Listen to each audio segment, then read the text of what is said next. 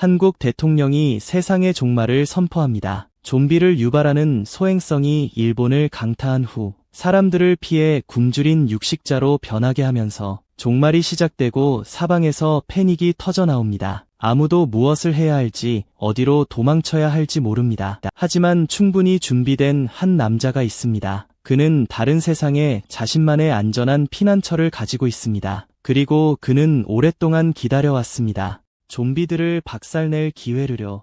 그 남자가 바로 우리의 주인공, 성호입니다. 몇 달 전 성호와 그의 친구들은 수라를 플레이했습니다. 역대 가장 어려운 가상 생존 게임이었죠. 그 게임은 땀 흘리게 하고 어려웠습니다. 어느 정도로요?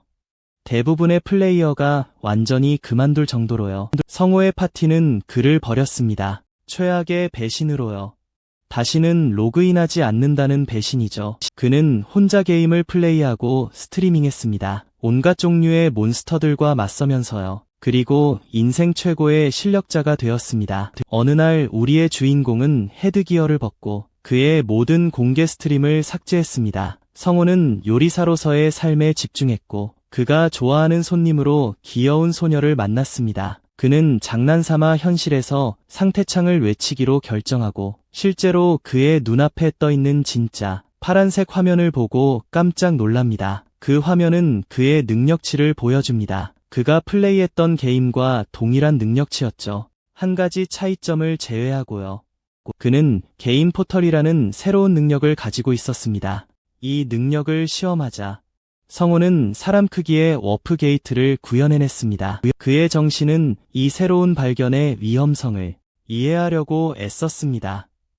왜냐하면 게임이 현실이라면 종말을 시작한 운석도 다가오고 있었기 때문이죠. 웹상에서 성호는 필사적으로 소행성 충돌 임박에 대한 기사를 우연히 발견합니다. 그는 게임의 사건들이 현실에서 일어나고 있다는 것을 받아들이기를 거부합니다. 우리의 주인공은 눈앞의 포털을 응시합니다. 먼저 그는 소행성에 대한 확인을 받았고 이제 이 포털 게이트까지 무언가 잘못되었음을 확인시켜줍니다. 망설이던 그는 과연 이 안에 들어가야 할지 고민합니다. 아무런 힘도 없고 여자도 없이 계획도 돈도 없이 그는 안으로 발을 들이는 것을 고민한다. 결국 그는 몇 가지를 되짚어본다. 그리고 그곳에서 찾을 수 있는 가장 가까운 국자를 잡는다. 그는 국자를 포털 안에 집어넣는다. 바닥에 무엇이 있는지 제대로 느껴보기 위해 반대편 흙을 좀 퍼낸 후 그는 반대편이 미로 게임 스테이지 속에서 펼쳐지는 것이 아니라는 것을 깨닫는다. 그건 좋은 일이다. 하지만 그는 또한 궁금해하기 시작한다.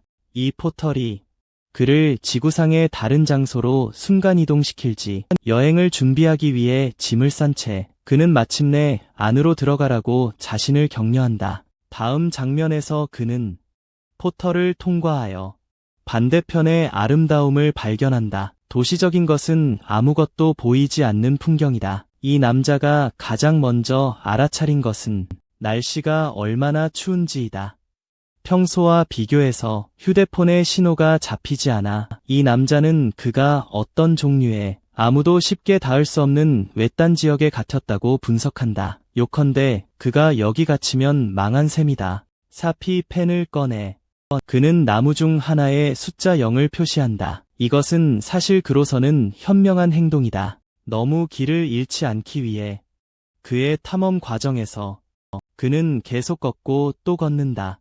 하지만 걷는 것이 그에게 큰 부담이 된다. 숲은 끝없이 펼쳐져 있고 아무것도 보이지 않는다. 이 남자가 뭔가 흥미로운 일이 생기기를 빌 때쯤 근처에서 한 생명체가 그를 노려봤다. 즉시 이 생명체는 포식자처럼 덤벼들었고 우리 주인공을 잔뜩 겁먹게 했다. 다행히도 그것은 그저 아름다운 계곡 사슴이다. 어떤 종류의 식인 괴물이 아니라 흥미로운 점은 시스템이 그를 위해 이 독특한 생명체를 자동으로 식별했다는 것이다. 이 장소가 사실 지구의 영역과 분리되어 있음을 확인시켜준다. 그 생명체는 그를 쳐다본다. 아무 말 없이 돌진해 도망가기 전에 이 녀석이 말을 시작할 거라고 기대한 건 아니지만 아무튼 내 말 무슨 뜻인지 알겠지. 우리 주인공조차도 그것이 이상하다고 생각한다. 이 녀석이 그저 그렇게 사라지는 것이 다행인 건 사슴이 공격적이지 않았다는 거야. 하지만 그에게 상황은 정말로 지독하게 험악해질 거야. 만약 그가 피해 굶주린 원숭이나 멧돼지를 만나게 된다면 말이야. 또 한 가지 흥미로운 점은 계곡 사슴은 수라 게임에 아예 존재하지 않았다는 거야. 이곳에 도착한 직후 그는 이 영역이 서바이벌 라이프와 관련이 있다는 강력한 직감을 느꼈어. 그리고 칼을 꺼내들고 앞으로 걸어가며 자신을 놀라게 할 어떤 것에든 대비해. 지금까지 그는 재앙의 현실을 부정했지만 인류의 종말을 향해 가는 것이었어. 하지만 포기하려던 바로 그 순간 그는 그것을 발견했어. 그의 시선은 빛나는 태양 사과에 멈췄지. 그가 나무에서 따낸 신비한 열매였어. 먼저 그는 한 입 베어 물어도 괜찮을지 궁금해해. 그리고 실제로 한 입 베어 물자 즉각적인 변화를 경험해.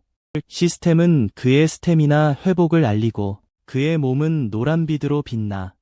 그 효과는 사실 태양 사과 주스와 같았어. 게임에서 그들이 마시곤 했던. 그리고 한 가지 더 완벽한 확인이 되는 것은 우리의 주인공은 이제 확신하게 됐어. 뭔가 끔찍한 일이 곧 일어날 것이라는 것을. 그는 고블린 똥 옆에서 보리를 보고 있었고 이는 그가 조심해야 한다는 것을 의미해. 성호는 걱정스러운 한숨을 쉬며 사기를 북돋우려 노력하지만 그의 믿음에도 불구하고 그는 이제 세상의 종말이 곧 다가올 것을 알아. 포털 게이트의 효과를 경험한 후 그는 그곳을 나와 원래 세계로 돌아왔어. 이곳에서 성호는 해결책을 모색하기 시작했어. 그는 다가올 종말에 대비하고 싶었거든. 그래서 그가 가장 먼저 한 일은 게임의 모든 영상들을 검토하는 것이었고 개인 하드 드라이브에 저장했어.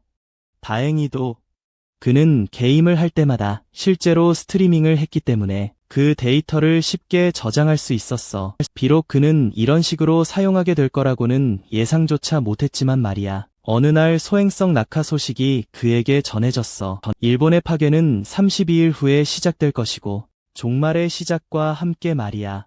그때까지 그는 준비하기로 결심했어. 왜냐하면 그 게임은 불행하게도 역대 최악의 시스템으로 가득했습니다. 그 중에서도 가장 미치고 문제적인 것은 바로 철사병이라는 것이었습니다. 이 작은 현상은 부식을 초래했고 지구상의 모든 금속을 파괴했습니다. 건물들은 잿더미로 변했고 사건 발생 몇 시간 후 좀비 떼가 창궐하는 것을 도왔습니다. 현대 사회에서 금속이 사라지면서 인류는 석기 시대로 돌아갔습니다. 게임 속에서 철사병은 결국 가라앉았지만 진짜 문제는 바로 그 사실이었습니다. 그것이 말 그대로 1년 내내 지속된다는 사실 말입니다. 그때에도 다가오는 철사병은 우리 주인공에게 큰 의미가 없었습니다. 그는 개인 포털에 접속할 안전한 해결책이 있었거든요. 새로 얻은 특성 덕분에요.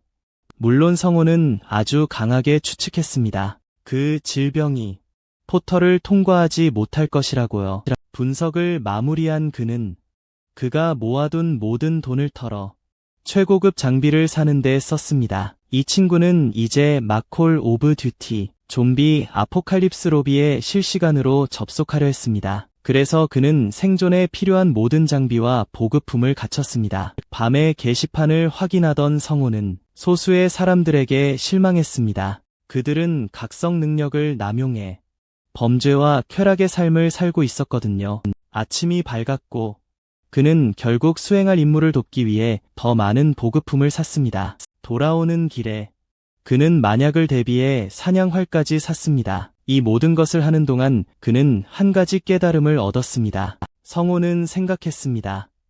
어쩌면 자신이 너무 과도하게 생각하고 있는지도 모른다고요. 혹시 너무 앞서 나가고 있는 건 아닐까? 여전히 성급하게 행동하고 있는 건 아닐까 하고요. 그는 혹시 틀렸다고 해도 나중에 모든 저축액을 다시 벌 수 있을 거라고 생각했습니다. 아침 볼 일을 마친 그는 집으로 돌아와 가게에 휴업 팻말을 걸었습니다. 성호는 생각에 잠겨 있었는데 그때 갑자기 누군가의 목소리가 들렸습니다. 나 혼자만 레벨업의 태무지는 문 닫은 가게에 대해 걱정스럽게 물었고 그는 그녀에게 리모델링 공사 중일 뿐이라고 말했습니다. 그러자 그녀는 그가 크게 한몫 챙겨 돈을 많이 벌었는지 궁금해했습니다. 성호는 서둘러 대화를 피했습니다. 그가 할 일이 있다고 말하면서 하지만 그녀가 갑자기 그를 멈춰 세우고 질문을 하려 합니다. 소녀는 결국 당황하게 되고 실제로는 자신의 요청을 말하지 못합니다. 돌아서서 떠나려 하자 성호는 그녀의 질문이 궁금합니다. 그리고 그는 쉽게 그녀에게 답변을 재촉할 수 있었음에도 그는 자신의 일로 돌아갔습니다. 속으로 그는 진지하게 임하기로 맹세했습니다. 그리고 실제로 중요한 것들에 집중하기로 했습니다. 그는 진심으로 말했습니다. 악당들은 무시하고 진짜로 집중할 거야. 그는 포탈을 열라고 명령합니다. 자신의 실제 게임 스타일에 대해 돌아보면서 그를 플레이메이커나 전략가라고 부를 수 있습니다. 각 스테이지를 극복하기 위해 전략을 사용하는 것을 좋아하는 사람. 그는 정확히 강력한 전투가는 아니었습니다. 그리고 주로 두뇌를 사용했습니다. 그 이유는 사실 간단합니다. 소라에서는 스탯을 얻는 복잡한 방법이 있습니다. 레벨업 후에 단순히 얻는 것이 아닙니다. 사냥하고 탐험한 후에만 얻을 수 있습니다. 지금 우리 주인공은 다른 차원에 있습니다. 활 솜씨를 연마하려고 노력하며 분명히 이전에는 연습이나 가르침이 없었기에 그는 유튜브 튜토리얼을 이용해 스스로 배웁니다. 성호는 자세를 올바르게 잡고 조준합니다. 게임 속 그의 옆모습 사격이 그의 경험에 반영됩니다. 결국 그가 활 시위를 놓을 때까지 화살은 판자로 날아갑니다.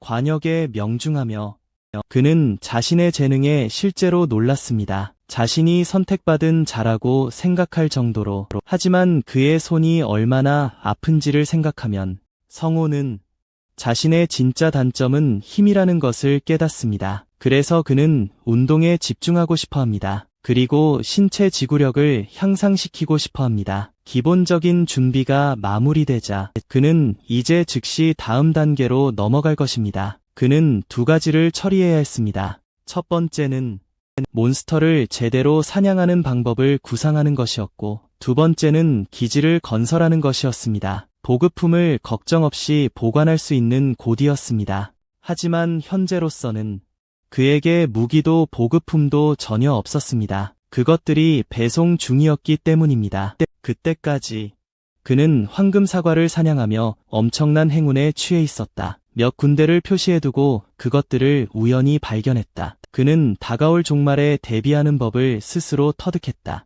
그의 이른 준비는 그가 수라에서 살아남은 이유와 같았다. 그렇게 오랫동안 주위를 둘러보던 중 시양호는 고블린의 배설물을 발견한다. 그는 단순한 목표를 위해 그것을 찾을 작정이었다. 고블린의 특징은 무리를 지어 행동하는 것을 좋아한다는 것이다. 땅에 오직 하나의 배설물만 있었다는 사실은, 그리고 내가 말하고자 하는 건 말 그대로 여기에 한 마리가 있다는 것을 알려준다는 것이다. 똥 감별사 프로맥스는 배설물과 상호작용하고 그 고블린이 분명히 따돌림받는 존재라고 판단한다. 성호는 이 녀석이 자신의 황금 티켓이 될 것임을 안다. 그는 가능한 한 최선을 다해 녀석을 사냥해야 한다. 밤이 되자 홀로 있는 고블린을 찾는 그의 수색은 계속되었다. 그는 근처에서 늑대 소리를 들었고 이는 그가 계곡에 더 가까워졌음을 의미했다. 그리고 그는 자신이 찾던 바로 그 고블린을 발견한다.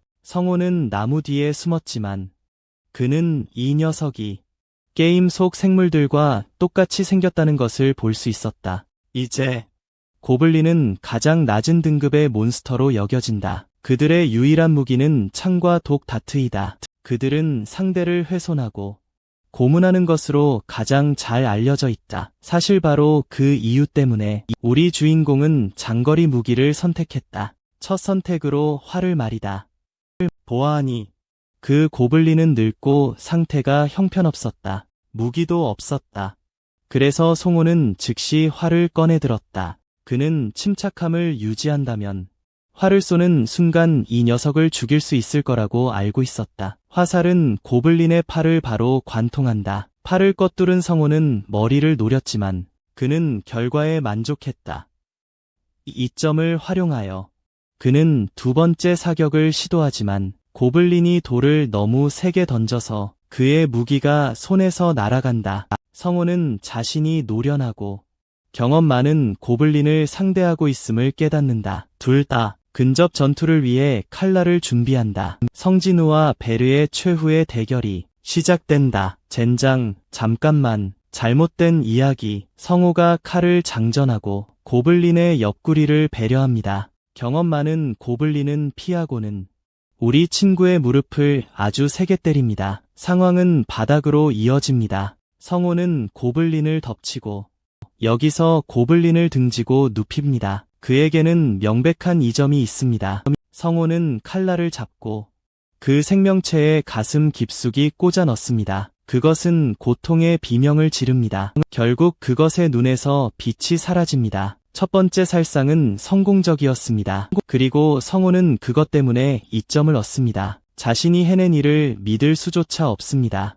주변을 살피던 그는 과카 파우더와 식물성 기름을 근처에서 발견합니다. 게임에서는 이것들을 조합하면 연고가 됩니다. 하지만 먼저 그는 빨리 파내야 했습니다. 이 고블린을 밖에 썩게 두는 것은 너무 위험합니다. 왜냐하면 그 무리가 그것을 발견하고 그것 때문에 시아노를 사냥할 수도 있기 때문입니다. 썩게 내버려 두는 것도 좋은 생각이 아닙니다. 왜냐하면 그것은 어떤 것으로 변할 것이기 때문입니다. 본 크리퍼, 종호는 근처에서 붉은 송어 한 쌍을 발견합니다. 종호는 자신이 망했음을 깨닫고 심장이 떨립니다. 그가 시선을 돌리는 순간 친구는 가장 소름 끼치는 올빼미 괴물을 발견합니다. 이 부분에 앞서 그를 내려다보고 있습니다. 우리는 게임 속 성호의 플레이로 돌아갑니다. 그가 스트리밍 중 플레이어였을 때 그는 게임에 대한 많은 자료 통찰력을 모았습니다. 그의 채팅방 회원 일부는 돈을 기부했습니다. 그가 바로 내용에 몰입할 수 있도록 말이죠. 성호는 그 깊숙한 곳까지 파고들었습니다. 그리고 고블린과 코볼드에 대한 자신의 경험을 설명했습니다. 지난번 본 크리퍼를 피하는 것 또한 필수적입니다.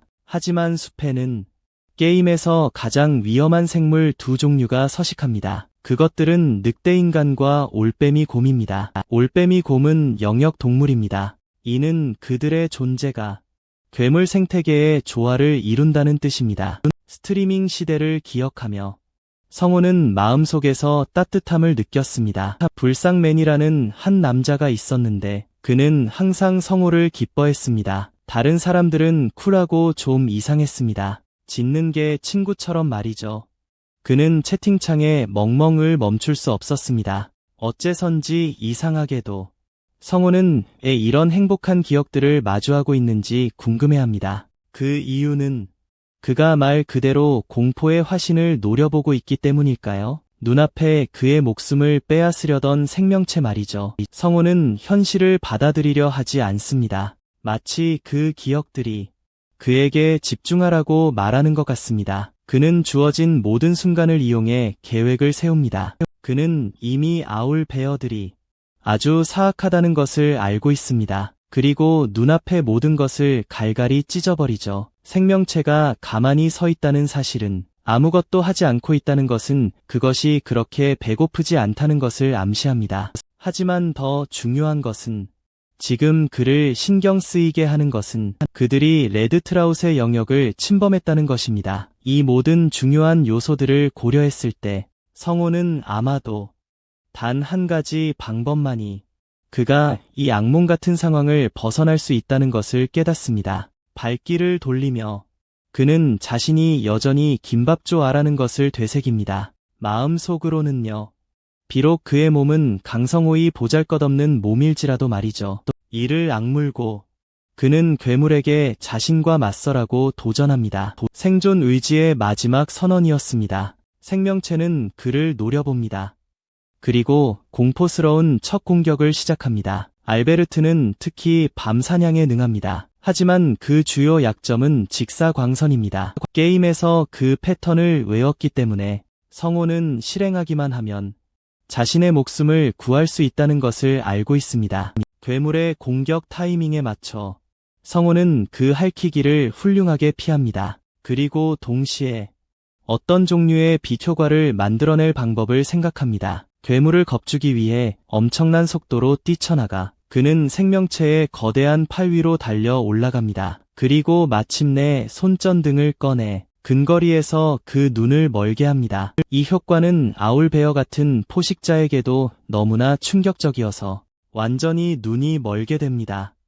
다음 장면은 우리 소년이 침대에서 골아떨어진 모습으로 바뀝니다. 알람이 울리자 그는 다시 일어나야 한다는 것을 압니다. 지난밤 이후 몸이 너무 아픈데도 말이죠. 성우는 집에 돌아오자마자 기절했습니다. 그의 마지막 기억은 목숨을 걸고 달아나는 것이었습니다. 괴물의 눈을 멀게 한 후 운 좋게도 그는 고블린과 마주친 직후 아울베어를 만났다. 그는 다시는 그런 일에 휘말리고 싶지 않다. 무엇이라도 먹기 위해 일어나려 한다. 쿵소리와 함께 바닥에 쓰러진다. 다리가 완전히 망가졌다는 것을 깨닫는다. 그렇게 심한 운동 후 다행히도 그는 아직 다른 차원에서 얻은 황금 사과들을 가지고 있다. 성우는 하나를 잡고 한 입 베어 문다. 그 효과로 즉시 그의 체력이 회복된다. 마침내 그는 그 어느 때보다 살아있음을 느낀다. 이제 배를 제대로 채워야 할지 고민한다. 하지만 몸을 단정히 한 후 그는 또다시 태무진과 마주친다. 그녀는 다른 식당에서 식사하기 위해 이곳에 왔다. 그리고 우연히 그와 마주쳤다. 성우는 동행을 찾고 있지 않았다. 하지만 그녀는 식사하는 것을 좋아해서 여기 앉았다. 친구 미경이 서둘러 그에게 묻는다. 상태창을 열어봤는지. 그녀의 열정적인 태도는 성우로 하여금 깨닫게 한다.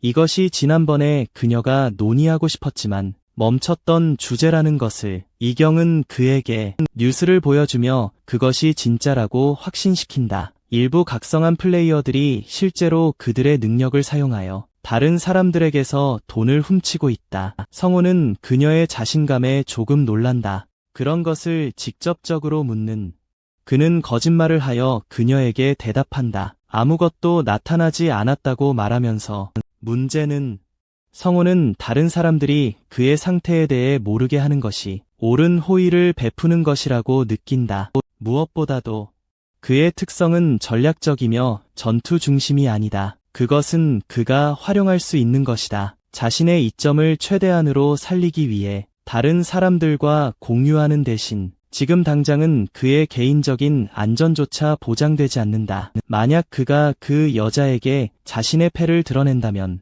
이 경우에는 그녀인 빨간 드레스를 입은 여자에게 그럼 정말로 상황이 그에게 나쁘게 끝날 수 있다. 하지만 이것은 현명한 행동이다. 그는 미경이 어떻게 그렇게 많은 관심을 가지고 각성에 대해 묻는 것에 흥미를 느끼는지 궁금해한다. 그리고 그녀에게서 놀라운 말이 나온다. 그녀는 망설이다가 거짓말을 했다고 인정하기까지 한다. 성우는 그녀의 의도가 좋다고 생각하고 심지어 그녀를 안심시키며 아무 말도 하지 않아도 된다고 말한다. 그는 아직 시간이 있다고 그녀를 격려하고 대화 직후 집으로 향한다. 드디어 그의 택배가 도착했다. 그가 주문한 물건들이 도착했고 이제 보급품 걱정은 할 필요가 없었다. 그는 짐들을 옥상으로 옮겼고 중요한 물건만 2층에 보관했다. 그가 준비 작업을 하는 동안 그는 수많은 물품들을 선택했다. 오늘의 임무에 필요한 방독면, 작업복, 그리고 다른 장비들 같은 것들이었다. 다가오는 임무를 위해 우리 주인공은 적절한 장소를 찾으려 한다. 은신처로 사용할.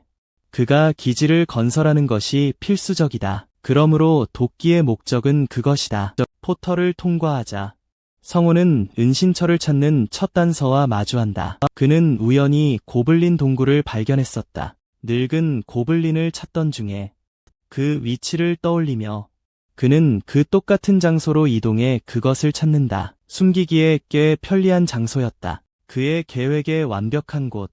하지만 먼저 그는 확인해야 했다. 여기 사는 괴물들의 종류를. 성우는 주변 환경을 살핀다. 그리고 코볼트들의 작은 발자국들을 발견한다. 이것은 사실 축하할 만한 발견이었다. 왜냐하면 이 녀석들은 전혀 문제가 되지 않기 때문이다. 성우는 이미 계획을 가지고 이곳에 왔었다. 어떤 낮은 레벨의 몬스터에 대해서든 말이다. 그래서 그는 걱정할 것이 없었다. 코볼트의 특징은 그들이 야행성 동물이라는 점이다. 그들은 현재 잠들어 있었다.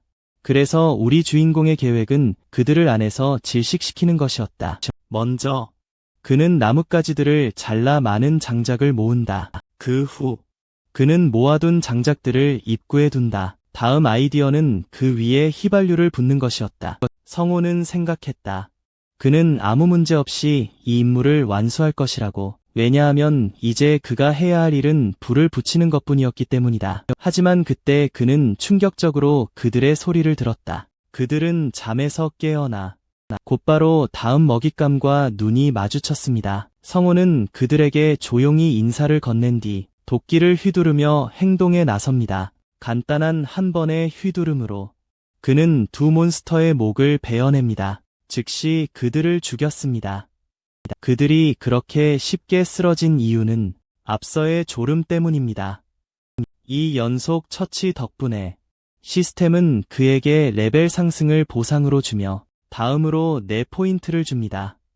성우는 장작에 라이터를 던져 넣습니다. 얼마 지나지 않아 연기가 안으로 들어가기 시작합니다. 수라 게임에서는 낮은 레벨의 몬스터들에게는 한 가지 치명적인 약점이 있었습니다. 그들은 새로운 것에 취약했고 이것도 그중 하나였습니다.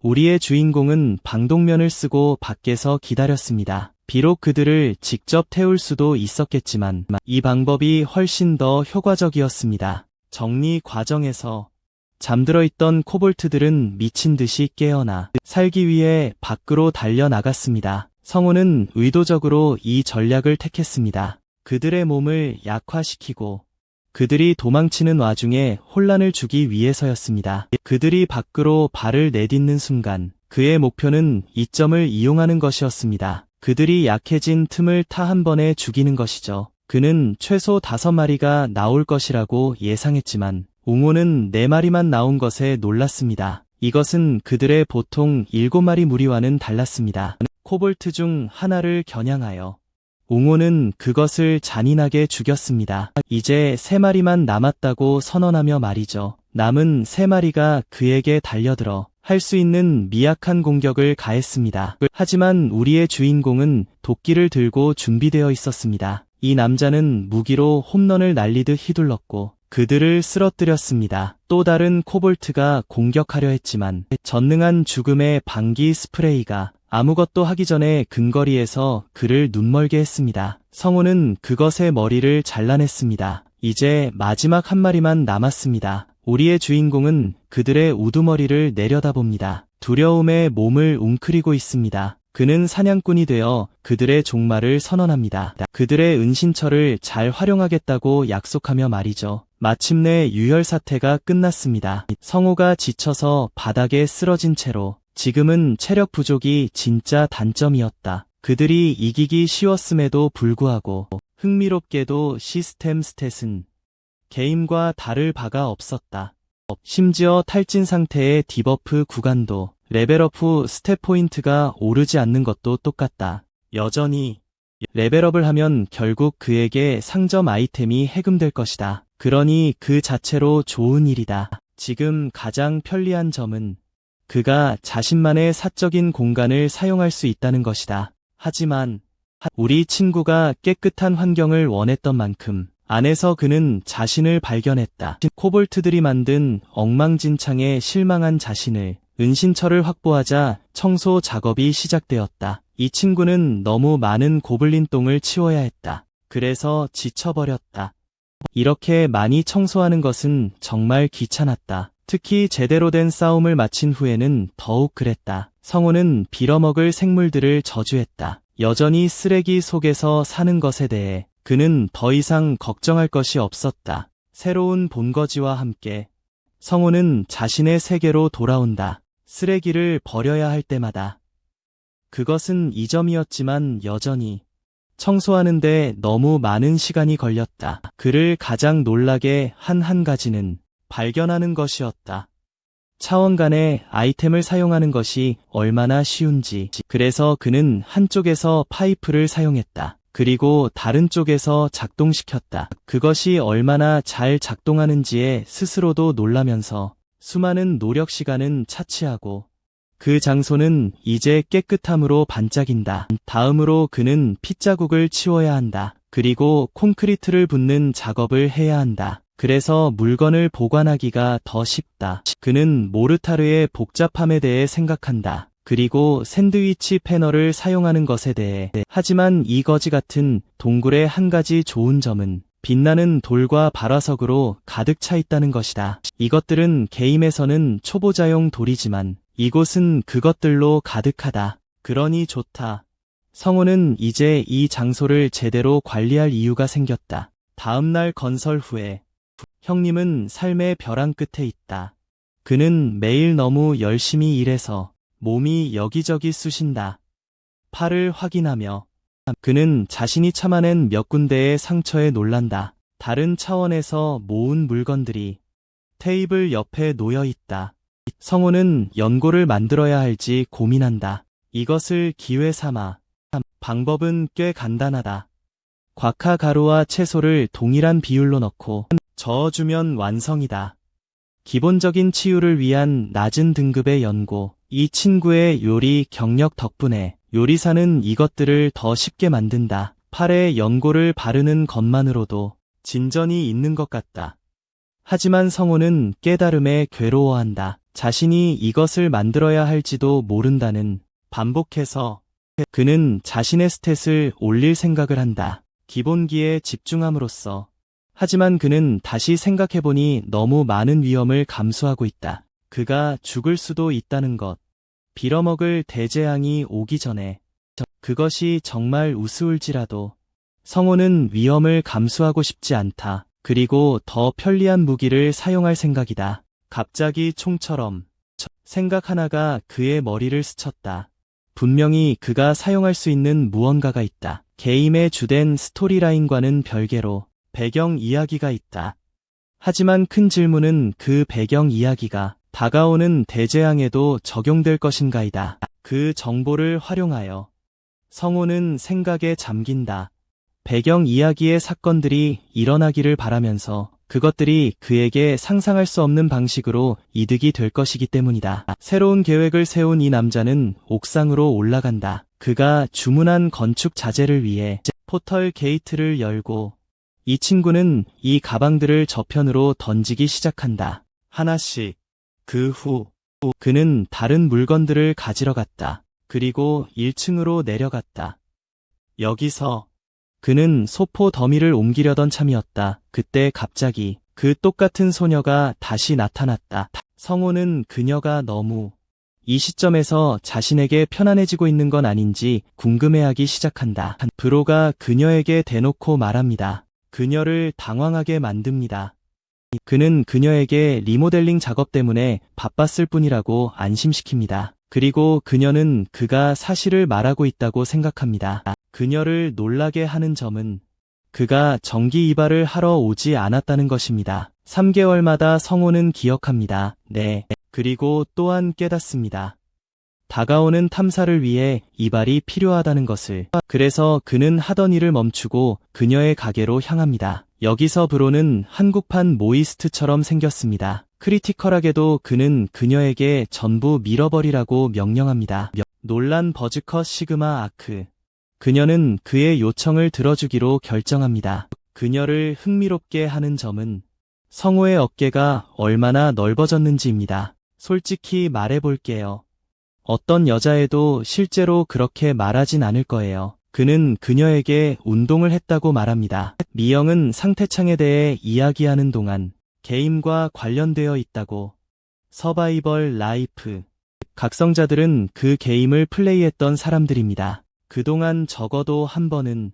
성우는 시치미를 떼고 모든 것에 동의합니다. 하지만 그는 또한 호기심에 그녀의 정보 출처에 대해 묻습니다. 갑자기 문신한 남자가 가게로 들어옵니다. 그가 새로운 정보를 받으러 왔다고 밝힙니다. 공교롭게도 이 남자는 과거에 성우와 싸운 적이 있습니다. 하지만 노래 경연 대회에서만요. 우리 주인공은 이 광대가 그녀의 정보원이라는 사실에 화가 납니다. 금발머리는 그녀에게 어떤 사람이 스트림을 삭제하고 정보만, 자신만 보관한다고 어색한 순간입니다. 왜냐하면 이 남자는 심지어 신상을 털려고 한다고 발표합니다. 플레이어의 실제 위치를요.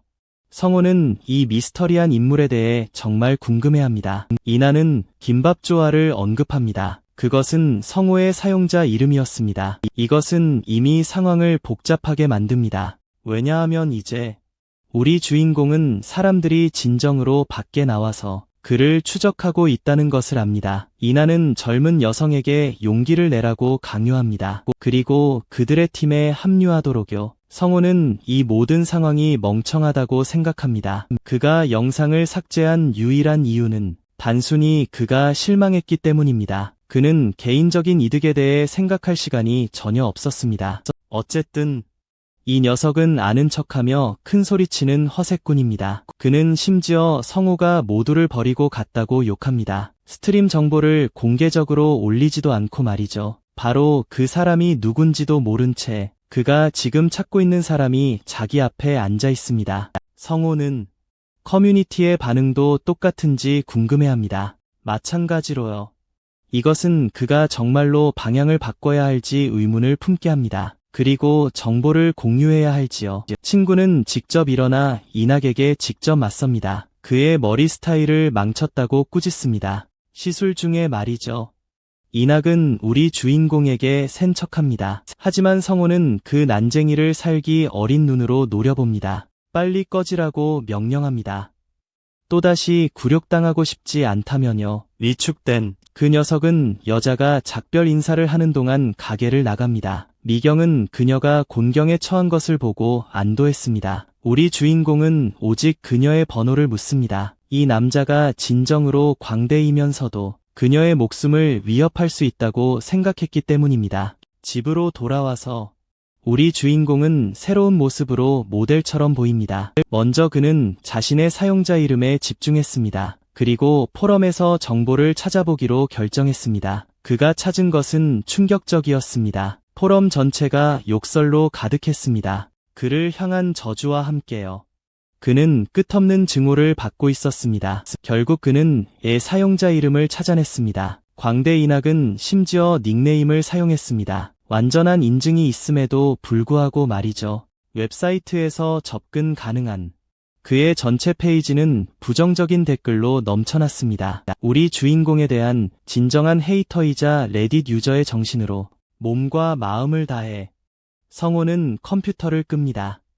그것이 유일하게 적절한 반응임을 알면서요. 그는 정신적으로 영향받지 않았습니다. 단지 실망했을 뿐입니다. 하지만 그때 그의 뇌는 이상한 평온함을 느꼈습니다. 그가 포털에 명령을 내리자 그는 다음 이틀을 은신처를 다듬는 데 보냈습니다. 채굴과 건설 작업을 하며 말이죠. 곡괭이가 그를 도왔습니다. 그러고 나서 그는 물과 함께 모르타르를 발랐습니다. 매일 고르게 다듬으며 일을 마치고 그가 나온다. 모르타르가 마르기를 기다리며 이 순간 그는 외로운 달을 응시한다. 갑자기 성호는 깨달았다. 이 불의와 잔혹함의 수준에 맞서야 한다는 것을. 그는 어떤 영웅도 아니다. 그리고 삶에서 웅장한 목적을 찾지 않는다. 그의 궁극적인 목표는 궁극적인 생존이다. 그가 이기는 한 그것만이 중요하다. 결심을 굳히며 그는 돌아보니 자신이 겁에 질려 있음을 발견한다. 뼈 크리퍼가 덜그럭거리며 그에게 다가오고 있었다. 성호는 이미 열받아 있었다. 그래서 그는 마침내 주의를 집중할 대상을 찾았다. 커다란 폭발이 뒤따른다. 그리고 모든 것을 화염 속으로 집어삼키며 다음번 우리 주인공이 깨어났을 때 그는 상처투성이었다. 그는 방금 무슨 일이 일어났는지조차 알지 못한다. 하지만 그는 뼈 크리퍼의 모습을 기억해냈다. 그의 마음을 혼란스럽게 하는 한 가지는 그가 어떻게 살아남을 수 있었는지였다. 근거리 폭발에서 하지만 그것 역시 답이 있었다. 뼈 크리퍼를 발견한 직후 성우는 이미 알고 있었다. 그 자식이 산산조각 날듯 폭발할 것이라는 것을. 그래서 그는 도망쳤다. 하지만 폭발은 여전히 그를 덮쳤고 그를 기절시킬 만큼의 힘으로 쓰러뜨렸다. 하지만 죽지는 않았다. 하지만 그 작은 움직임도 그에게 대가를 치르게 했다. 성우는 가시에 온몸이 찔렸다. 그의 오른쪽 옆구리가 찔렸다. 그가 가진 얼마 안 되는 힘을 모아 그는 도움을 청하기 위해 상태창을 호출한다. 시스템 스탯은 감소했다. 그의 현재 상태 때문에. 하지만 그 괴물의 파괴 덕분에 그는 괴물 처치에 대한 점수를 얻는다. 울리는 두통이 그를 덮치기 시작한다. 성우의 감각을 짓누르며 마지막 남은 힘을 쥐어짜내며 그는 포털을 열라고 명령한다. 다음 장면에서는 그가 가장 먼저 한 일은 상처를 치료하는 것이었다. 여기에는 다음이 포함된다. 괴물의 뼈 조각들을 제거하는 것. 그것들은 제거하기 고통스러웠고 그는 지옥처럼 아파했다. 그것들을 제거하자 연고는 기적처럼 작용했고 출혈을 멈추는데 도움을 주었다. 추가로 붕대를 감은 후 그의 상태를 확인하니 성우는 결국 의식을 잃었다. 그것이 그날 그의 한계였다. 다음 날 아침 새벽이 밝고 우리 주인공은 다시 일어났다. 그는 이제 곧 죽을지도 모른다고 생각한다. 그의 즉각적인 걱정은 상처가 나았는지 확인하는 것이다. 그래서 그는 상태창을 열었다. 시스템은 그가 괜찮다고 말하는 것 같고 그래서 다행히 그는 일어난다. 그리고 빌어먹을 바보가 어떻게 처음부터 자신을 찾았는지 의문을 품는다. 우선 숲은 정말 광대하다. 그래서 생명체가 숨어 있다가 튀어나오는 것이 그렇게 갑자기 나오는 것이 드문 일은 아니다. 이것은 그를 불안하게 만들고 그의 지각 스탯을 연마하는데 더 집중하게 한다. 이는 그의 탐지 능력을 향상시킬 것이다. 게임에서 그런 스탯을 올릴 수 있는 유일한 방법은 물론 스탯 포인트를 사용하는 것이다. 이것들은 사냥이나 탐험 경험을 통해 얻어진다. 스탯을 높이는 또 다른 방법은 사용자를 강화하는 장비나 무기를 사용하는 것이다. 유일한 문제는 소라가 정말 재미없는 게임이고 난이도가 엄청나다는 것이다. 간단한 스탯 아이템을 얻기 위해서도 위험한 몬스터들을 상대해야 하는데 자신의 레벨보다 훨씬 높은 몬스터들이다. 이것은 지옥 같은 짐승들과 맞서 싸워야 한다는 뜻이다. 단지 무기를 얻기 위해 몬스터를 물리친 후에는 스킬도 잠금 해제될 수 있다. 고레벨 몬스터들은 특히 특정 조건에 따라 스킬을 드롭했다. 다만 모든 스킬이 모든 플레이어에게 맞는 것은 아니었다. 그래서 이제 성우는 방법을 궁리한다. 스탯 강화 아이템을 확실히 얻을 수 있는 방법을. 그는 영상을 되돌려 보기로 한다. 그가 방문했던 배경 스토리로. 게임에서 그러한 스토리는 소행성이 지구에 떨어지기 전에 일어난다. 이것은 그런 장소를 방문하면 특별한 아이템을 얻을 수 있다는 것을 의미한다. 심지어 종말이 오기도 전에. 하지만 그건 그냥 이론일 뿐, 게임 이론이죠. 아시겠어요? 성우는 더 강한 몬스터와 싸워야 한다는 것을 알고 있습니다. 마찬가지로요. 그는 다음 몇 시간을 과거 정보를 찾아 읽는 데 보냅니다. 그리고 3가지 중요한 장소에 대해 알게 됩니다. 배경 이야기가 일어났던 곳이죠. 러시아 선박 호브 고블린. 그리고 다른 하나는 제리산 오크 사건입니다. 영상에 따르면 그중 가장 빠른 것은 오크가 26일에 발견되었다는 것입니다. 그래서 그는 25일에 출발해서 일찍 찾아야 합니다. 다음 임무를 염두에 두고 우리의 주인공은 휴대폰을 집어들고 믹0이 자신에게 전화를 걸고 있다는 것을 깨닫습니다. 다음 장면에서는 늦은 시간에요. 두 사람은 카페에 있고 그녀는 그의 상태에 대해 묻습니다. 그가 더운 여름에 긴팔 셔츠를 입었는지 의아해하면서요. 더운 여름의 주인공은 상처를 숨겨야 합니다. 그리고 이 여자가 보이는 것보다 훨씬 더 관찰력이 뛰어나다는 것을 깨닫습니다. 그는 생각합니다.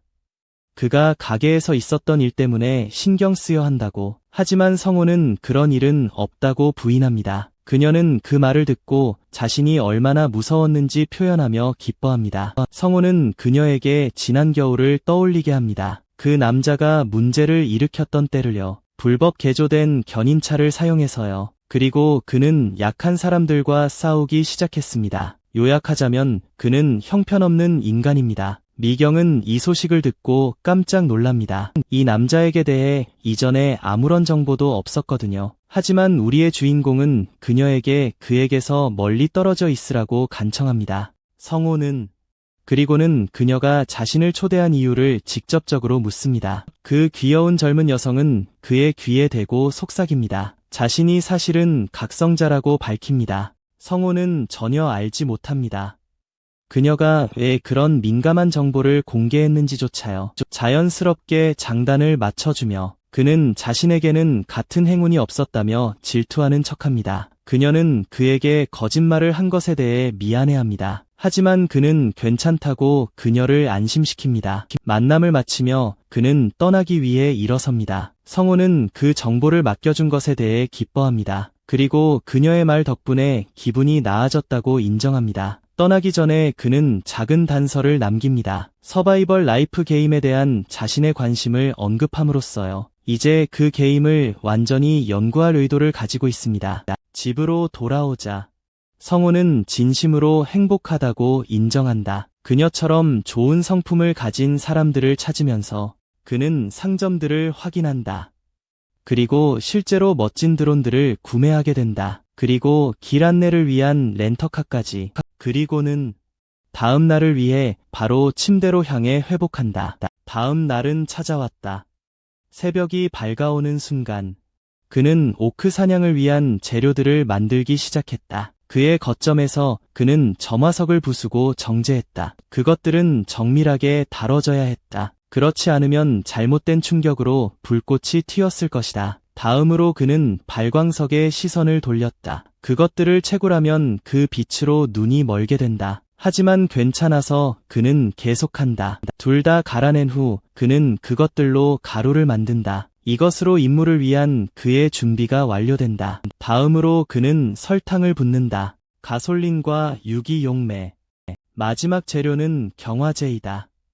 점화석이 굳어지도록 그의 차원문 덕분에 유연한 좌표를 가지고 있어서 그는 어려움 없이 쉽게 책상을 설치할 수 있었다. 떠나기 전에 그는 그의 렌터카에 모든 짐을 싣는다. 그의 구매에 만족하며 물건을 확보한 채 성호는 제리산으로 차를 몰고 간다. 오크들을 죽이기 위해 그는 용살리 캠프장 주차장에 도착한다. 밤 12시 정각 전에 남은 시간을 이미지 트레이닝으로 보내며 그리고 그의 장비를 안전하게 보관한다. 시계가 밤 12시를 가리키자 그는 본격적인 수색을 시작한다. 2시간 후 비는 더 심해졌다. 그리고 비로 인해 생긴 안개는 앞을 보기 어렵게 만든다.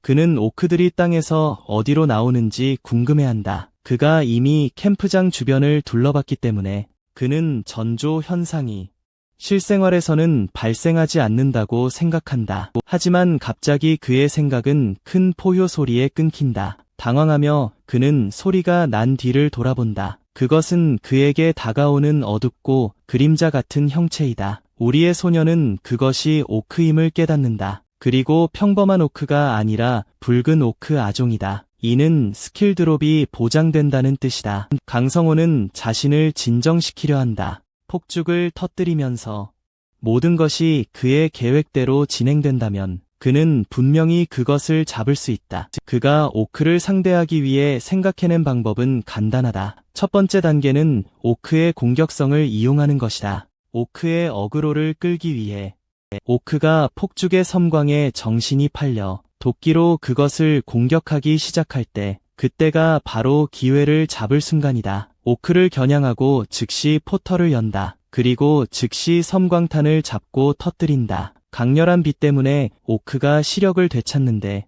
약 20초가 걸릴 것이다.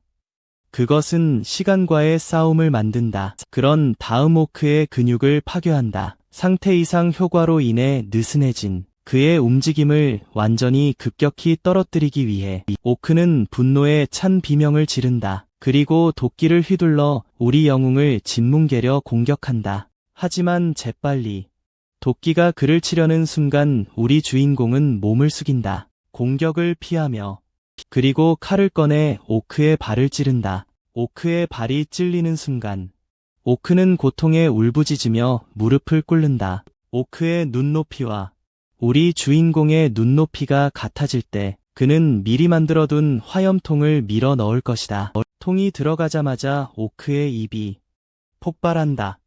곧 우리 주인공은 승리를 축하하기 시작한다. 갑자기 오크의 주먹이 우리 주인공에게 날아든다. 그를 뒤로 날려버리고 그는 다시 일어난다. 벌써 경계를 늦추지 말았어야 했다는 것을 알면서 그는 오크를 본다.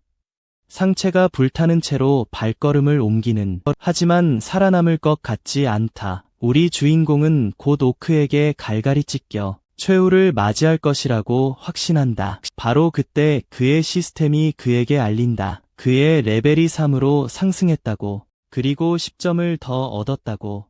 생존 의지 스킬을 얻었다. 그는 이건 감당할 수 없어라고 혼잣말하며 일어선다. 드롭 아이템이 어디 있는지 궁금해하면서 그의 손목에 어떤 빛이 비추는 동안 그는 자신의 손목을 본다. 그리고 그가 얻은 드롭 아이템은 시계 감찌이다. 그는 안도의 한숨을 내쉰다. 왜냐하면 정말 귀찮았을 것이기 때문이다. 빗속에서 드롭 아이템을 찾는 것이. 그는 죽은 오크 근처로 다가간다. 무엇을 해야 할지 고민하며 그의 머리는 끓어오른다. 그는 속으로 생각한다. 주라산 오크 사건이 엠바고 상태였다는 것을. 그러고는 그것이 옳은 일인지 궁금해한다. 정보를 밝히는 것이 상황이 나빠질 수 있기 때문에. 미경이 그에게 했던 말을 생각하며 각성자들에 대해 그 게임을 최소 한 번이라도 플레이해본 사람들이다. 이는 단 한 가지를 의미한다. 수천 명의 사람이 있을 것이다. 깨어난 비록 그들 중 소수만이 오엔 호크 같은 자들이라 할지라도 그들은 시스템과 법률의 붕괴를 초래할 것이다. 개인적인 이득을 위해 혼란을 야기할 것이다. 지금 가장 큰 문제는 그가 죽은 오크를 그냥 둘 수 없다는 것이다. 그렇지 않으면 그것은 본 크리퍼가 될 것이다. 그리고 내일까지 사람들을 해치기 시작할 것이다. 갑자기 한 가지 생각이 그의 마음을 스쳐 지나간다. 왜 자신이 좀비가 될 수 있다는 생각을 하지 못했을까? 그가 각성자라 할지라도 그는 여전히 좀비가 될 가능성이 있었다. 포자에 감염된다면 그는 무엇이 옳은 일인지 생각할 수 없다. 결정을 내릴 수 없어. 그는 포털을 연다. 그는 소수의 사람들에 대해 생각하며 살아남았을 그 의지는 질서 있는 종말을 맞이할 자격이 있음이 확실하다. 우리의 소녀는 땅에 구멍을 파기 시작한다. 방금 죽인 오크를 묻기 위해서. 그는 곧 지쳐버린다. 그리고 오크를 어떻게 안으로 끌어넣을지 고민한다. 그의 새로 발견한 스킬 생존 의지가 피로에 의해 발동되어 활성화된다. 즉시 작업을 완료하도록. 영웅은 곧 자신의 일을 빠르게 마무리하기 시작한다. 선택의 여지가 없었다. 가능한 한 빨리 일하는 것 외에는. 그러고 나서 그는 오크를 그 무덤 속으로 던져 넣는다. 그 스킬에 감사하며. 그 후 그는 포털을 열고 움직이는 차 안으로 이동한다. 후유증 때문에 그의 몸이 회복하는데 시간이 걸린다. 그가 평소 활동으로 돌아가기 전에 다음날 그가 잠에서 깨어난다. 그가 보고 있는 날씨가 진짜인지 궁금해하며 계획에 따르면 그는 이미 방어선을 구축했어야 했다. 그는 자신의 휴대폰을 본다. 붉은 오크 잔당들이 모두 사라졌는지 궁금해하며 그는 오늘 아무것도 시작하지 않을 계획이다. 그에게는 적절한 시기가 아니다. 그리고 배송된 물건들을 살펴보기로 결정한다. 이른 아침 상자 안에는 그에게 필요한 모든 무기들이 있다. 비록 인도 전쟁 곤봉으로만 사용할 수 있지만 여전히 소포에서 몇 가지 물품이 빠져 있다. 그는 쪽지를 집어든다. 그가 주문한 물품 중 일부는 소지가 불법이며 세관을 통과할 수 없었다고 적혀 있다. 그가 받은 무기들을 살피느라 바쁜 동안 그는 또 다른 배달 트럭 소리를 듣는다. 그리고 큰 소리로 물건들을 현관 앞에 두고 가라고 말한다. 문이 두드려지자 주인공은 궁금해한다. 왜 배달원이 그의 말을 듣지 않았는지. 그는 다시 말하려 하다가 문을 연다. 배달원이 아니었다. 미경이었다. 그녀가 거기에 서서 오랫동안 만나지 못했다고 설명한다. 그리고 그와 논의하고 싶은 것이 있다고 말한다. 그녀는 음식이 담긴 가방을 들고 있다. 그리고 그에게 그녀와 함께 라볶이를 먹고 싶은지 묻는다. 이제 24일밖에 남지 않았다. 종말이 올 때까지.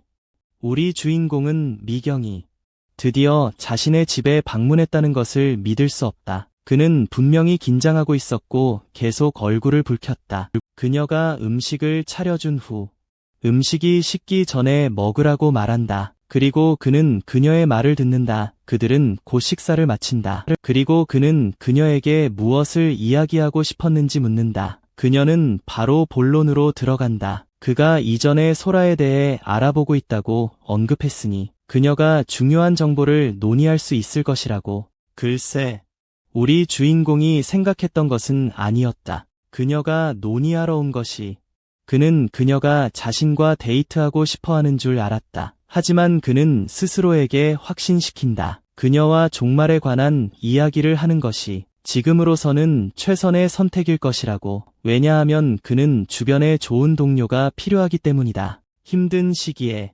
그녀는 빠르게 쓰레기를 치우기 시작합니다. 우리 소녀는 몇 가지 더 준비를 합니다. 그는 컴퓨터를 꺼냈습니다.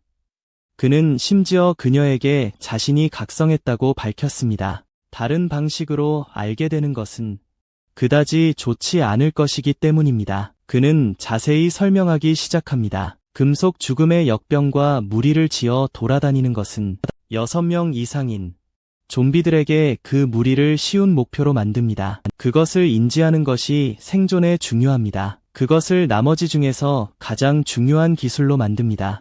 게임의 목표는 생존입니다. 그가 더 설명하려 할 때 그녀는 그를 멈춥니다. 그녀는 오웬 호크가 말한 것을 이야기합니다. 김바 플로버가 많은 비난을 받는다고. 그러니 왜 그가 정보를 흘리지 않느냐고. 우리 소녀는 그녀의 질문에 딱히 답을 가지고 있지 않습니다. 그리고 그녀에게 추측해보라고 합니다. 그녀의 추측은 모두가 이유를 가지고 있고 상황이 그것을 정당화한다는 것입니다. 그때 우리 소녀는 그와 합류하라는 그의 제안을 거절했다고 그녀에게 말합니다. 그리고 그녀는 왜 그가 그랬는지 궁금해합니다. 그는 그녀에게 그 이유를 보여주기 위해 전화기를 꺼냅니다. 그것은 그들이 한 소녀를 납치하는 것에 대해 이야기하는 녹음입니다. 그녀가 애태우는 것을 감안할 때 그 모든 이야기를 듣는 것이 그를 화나게 합니다. 그는 미경에게로 돌아서서 그녀에게 알립니다. 드러날 수밖에 없는 것. 종말이 도래할 때 사람들의 본색입니다. 우리 영웅은 그녀에게 아무도 믿지 말라고 조언합니다. 그러나 그녀는 그에게 제안함으로써 그를 놀라게 합니다. 그들이 함께 파티를 맺어야 한다고. 우리 남자는 주먹을 꽉 쥡니다. 그가 그저 대답을 불쑥 내뱉을 수 없었기 때문입니다. 그의 목표 중 하나는 레벨 10에 도달하는 것입니다. 그리고 튜토리얼 전에 상점을 잠금 해제하는 것입니다. 이것이 설아에게 문제를 만듭니다. 시스템이 있습니다. 몬스터의 부활 등급이 레벨에 따라 변하는. 만약 그녀가 그와 함께 간다면 그녀는 최악의 죽음을 맞이할 수밖에 없습니다. 그는 초조하게 웃습니다. 자신이 좀비가 된다면 그녀가 어떻게 할지 궁금해하며 그녀는 자신이 괜찮을 것이라고 안심시킵니다. 그리고 자신의 특성을 사용해 그의 식탁으로 순간 이동합니다. 그녀는 블링크라고 불리는 자신의 특성을 자랑합니다. 그가 자신을 물려고 할 때만 피하면 된다고 합니다. 그는 그녀의 기술에 놀랍니다. 하지만 아무에게나 보여주지 말라고 경고합니다. 그러나 그녀는 그를 믿는다고 밝게 말합니다. 그녀는 그들이 훌륭한 팀이 될 것이라고 제안합니다. 만약 좀비가 되지 않는다면요. 잠시 후 그는 나무들 근처에 서 있습니다. 울타리를 만드는 것이 얼마나 쉬웠는지 생각하면서요. 첫 번째 단계는 망치로 박는 것이었습니다. 지지대 기둥을 땅에 박는 것이었죠. 그것들을 세우기 위해. 그리고 그는 그 주위에 철조망을 감고 고정했습니다. 그 후 그는 두어 곳에 적외선 센서를 설치했습니다. 그리고 그의 일이 끝났습니다. 그는 자신이 한 작업을 바라봅니다. 자신을 칭찬하면서 그리고 적어도 자신이 받아야 한다고 확신합니다. 이걸로 민첩성 포인트 1점을 받아야 한다고요. 승호는 돌아가기 시작합니다. 모르타르 작업을 완료하고 방어벽을 만들면서요. 그는 짐을 옮기기 시작하기로 결정합니다. 잠시 후 그는 상자들을 옮기는 것을 마쳤습니다. 다음에 무엇을 할지 가늠하고 있는 동안 갑자기 그는 으스스함을 느끼고 재채기를 합니다. 그는 다른 세상이 추울 것이라는 것을 깨닫습니다. 그리고 곧 이곳에서 대피해야 할 것입니다. 그래서 그는 몇 가지 대책을 생각해야 합니다. 우리의 주인공은 동굴 입구를 바라봅니다. 그리고 그곳에 문을 만들기로 결정합니다. 커튼만으로는 충분하지 않을 것이기 때문입니다. 걸음걸이마다 그의 할 일 목록은 계속 길어집니다. 그는 나중에 목공 작업장에 들릅니다. 제작과 여러 가지 물건을 사기 위해서요. 돌아오는 길에 그는 자신이 털곳들을 확인했습니다. 금속 죽음의 역병이 퍼지기 전 5시간 동안요. 그가 목록을 만들고 있을 때 그는 형준이 형에게 붙잡힙니다. 그가 오랫동안 만나지 못했던 사람이죠. 그는 헬스장 관장이자 이혼남입니다. 그리고 어린 딸이 한 명 있습니다. 우리의 주인공은 그의 표정을 읽습니다. 그리고 그 표정은 별로 좋지 않습니다. 형은 별로 신경 쓰지 않습니다. 하지만 그의 몸을 살펴보는데 그 몸은 다시 몸매가 잡혀가는 것처럼 보였습니다. 그때 우리의 주인공은 그에게 무슨 일이 있냐고 묻습니다. 그는 너무 뻔하다며 대답합니다. 세상이 망할 것이기 때문에 화가 난다고요. 주인공은 그 또한 그것을 알고 있다는 것에 놀란다. 그리고 형은 우리 주인공이 그것을 믿는지 궁금해한다. 처음에 형은 그것을 믿지 않았다. 그의 친구가 공중 부양하기 시작할 때까지 그가 부여받은 초능력을 사용해서 주인공은 자신이 각성하지 않았다고 거짓말한다. 그리고 헬스장 남자는 자신도 각성하지 않았다며 슬프게 한숨 쉰다. 이제 그의 친구는 방송국에 간다. 돈을 좀 벌기 위해. 헬스장 남자는 우리 주인공에게 자기 옆에 앉으라고 손짓한다. 그리고 우리 주인공은 곧 깨닫는다. 모두가 알게 될 거라는 것을. 각성자의 존재에 대해.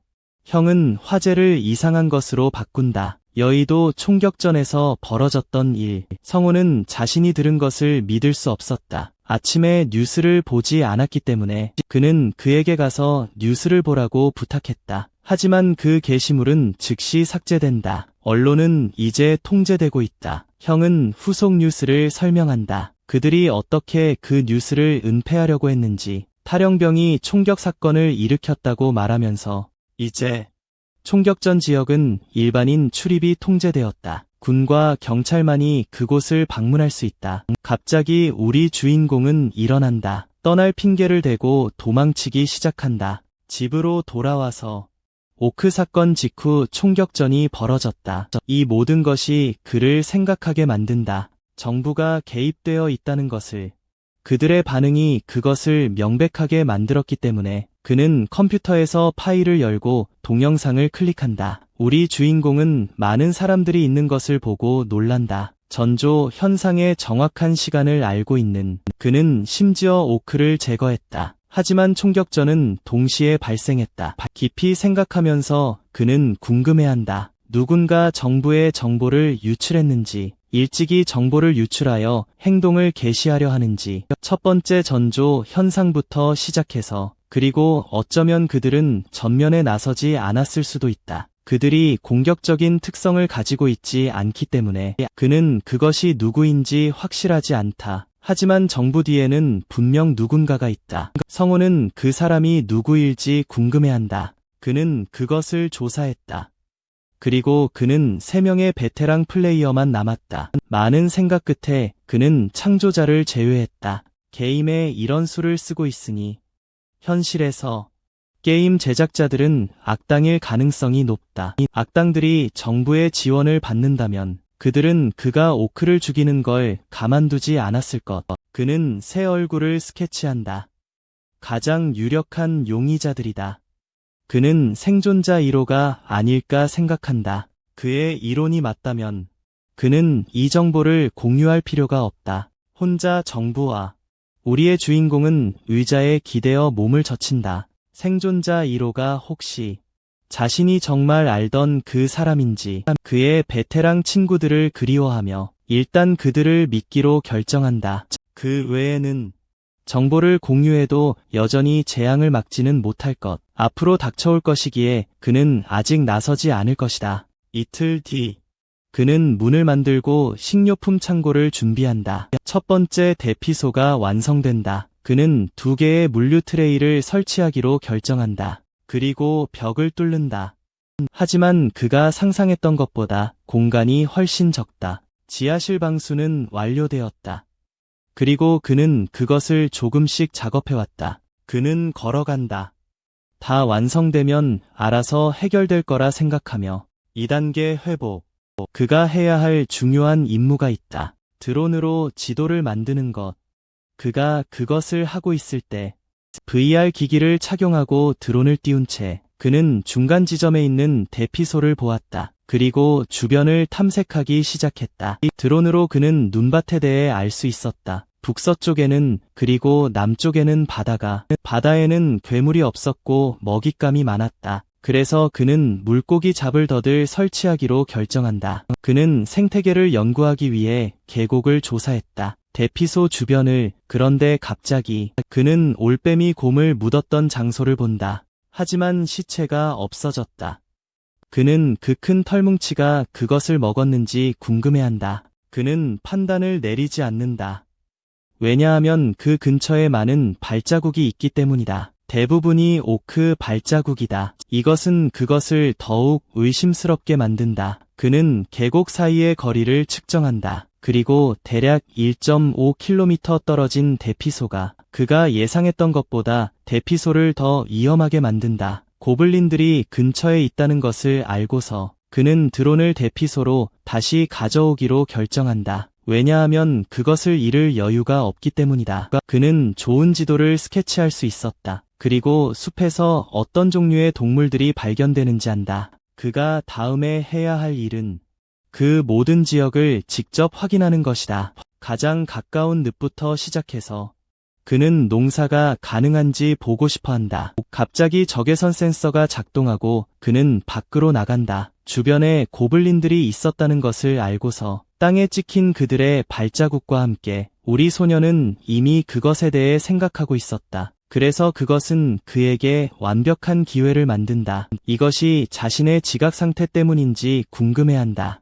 최근에 증가한 가장 작은 소리조차 그에게는 아주 명확했다. 잠시 후 그는 몇몇 고블린들을 발견할 수 있었다. 자신을 드러내지 않고 그것은 그에게 완벽한 매복 각도를 만들었다. 그리고 그는 창과 화살을 꺼낸다. 그리고 고블린의 머리를 향해 발사하고 공격했다. 고블린이 쓰러져 죽는다. 그리고 다른 고블린들이 우리 소년에게 가세한다. 그리고 그들은 그를 공격하기 위해 달려들기 시작한다. 하지만 그는 재빨리 그들을 처리한다. 마치 쉽게 죽일 수 있는 것처럼 그는 그들 중 넷을 죽인다. 그리고 남은 넷을 공격하러 간다. 우리 소녀는 그들에게 둘러싸인다. 하지만 그는 주머니에서 무언가를 꺼낸다. 그것은 즉시 고블린들을 무릎 꿇게 만든다. 그들이 무릎을 꿇은 채 우리 주인공은 칼을 꺼내 그들의 목을 자른다. 그는 고블린들의 지친 틈을 타 이 전투에서 승리한다.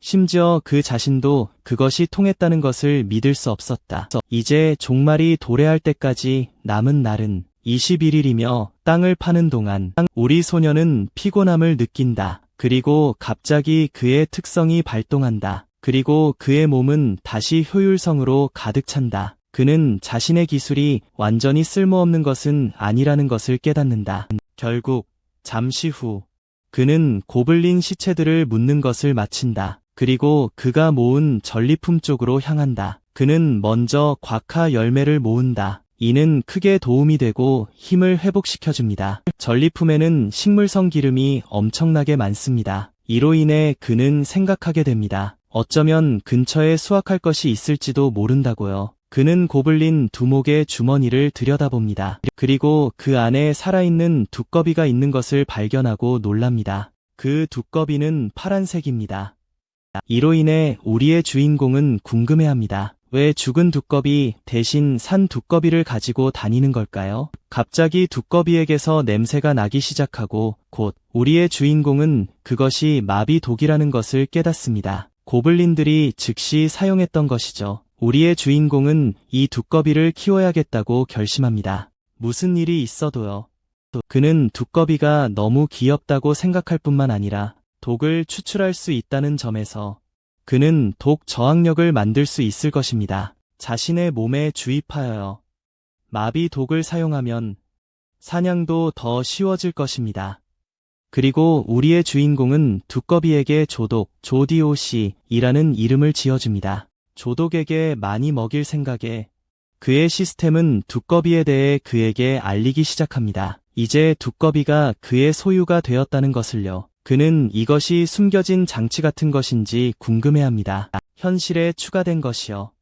그는 상황을 지나치게 생각하고 과도하게 분석하기 시작합니다. 그 후 우리의 주인공은 탐색을 시작하고 차원문을 엽니다. 그 문으로 그는 계속 왔다 갔다 합니다. 그리고 마침내 그의 재정비를 완료합니다. 그 후 그는 즉시 주변을 수색하기 시작합니다. 그리고 샘물을 발견합니다. 드론으로는 우연히 놓쳤던 것이죠. 그는 물을 봅니다. 그리고 그것이 평범한 물이라는 것을 깨닫습니다. 위험한 것은 아무것도 없고요. 그는 자신의 대피소 근처에서 은신처를 발견하고 놀랍니다. 그리고 샘물 바로 뒤에서 그는 곽화나무와 식물성 기름 봉오리를 발견합니다. 우리의 주인공은 곽화 열매를 땄습니다. 그리고 적당량의 식물성 기름 봉오리를 수확했습니다. 그 후 그는 가는 곳마다 나무의 표시를 남겼습니다. 이 장소로 가는 길을 잊지 않기 위해서요. 그리고 그의 아파트로 돌아가기 시작했습니다. 그는 그의 새 애완동물 조독에게 먹이를 줍니다. 그는 2층 아파트에서 애완동물을 키우고 있습니다. 당분간은요. 그는 조독을 은신처에 둘 수 없었습니다. 그의 애완동물을 돌보지 않으면 죽을 것이기 때문입니다. 할 일이 더 많았습니다. 가장 오래 걸린 것은 연고를 만드는 것이었습니다. 그리고 실수로 너무 많이 만들었습니다. 그는 무엇을 해야 할지 모릅니다. 그는 나에게 줄 수 없습니다. 경은 그녀도 각성자이기 때문입니다. 그래서 그는 형에게 주기로 결정합니다. 형의 집에서 그는 단백질 음료를 마십니다. 그리고 우리 아이는 그에게 연고를 건넸습니다. 그에게 저것이 무엇인지 궁금해하게 만들었습니다. 우리 친구는 너무 많이 샀다고 설명합니다. 그리고 상처에 좋다고 합니다.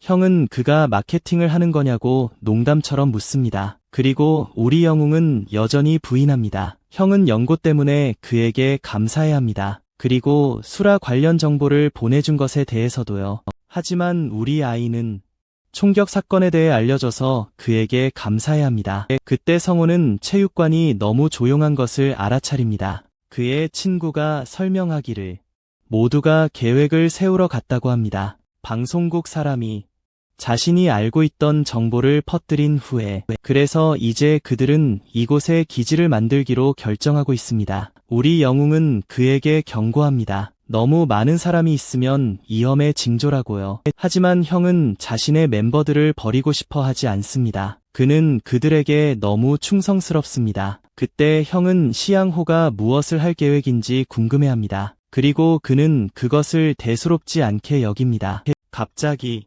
그들은 비명을 듣고 시양호는 그것이 익숙하다고 생각합니다. 그는 건물을 내려다봅니다. 그리고 그는 미형이 바닥에 있는 것을 봅니다. 둘 다 무슨 일이 일어났는지 궁금해하며 그녀에게 달려갑니다. 그녀는 공격받았다고 설명합니다. 하지만 누가 자신을 공격했는지는 볼 수 없었습니다. 형은 즉시 건물 밖으로 확인하러 나갑니다. 그리고 전 지역을요. 우리 아이가 잠시 나가는 것을 막으려 했음에도 불구하고요. 한편 우리 아이는 미영과 함께 남아 있습니다. 그리고 그녀는 모든 것이 어두워졌다고 자세히 설명합니다. 그녀의 눈앞에서 말이죠.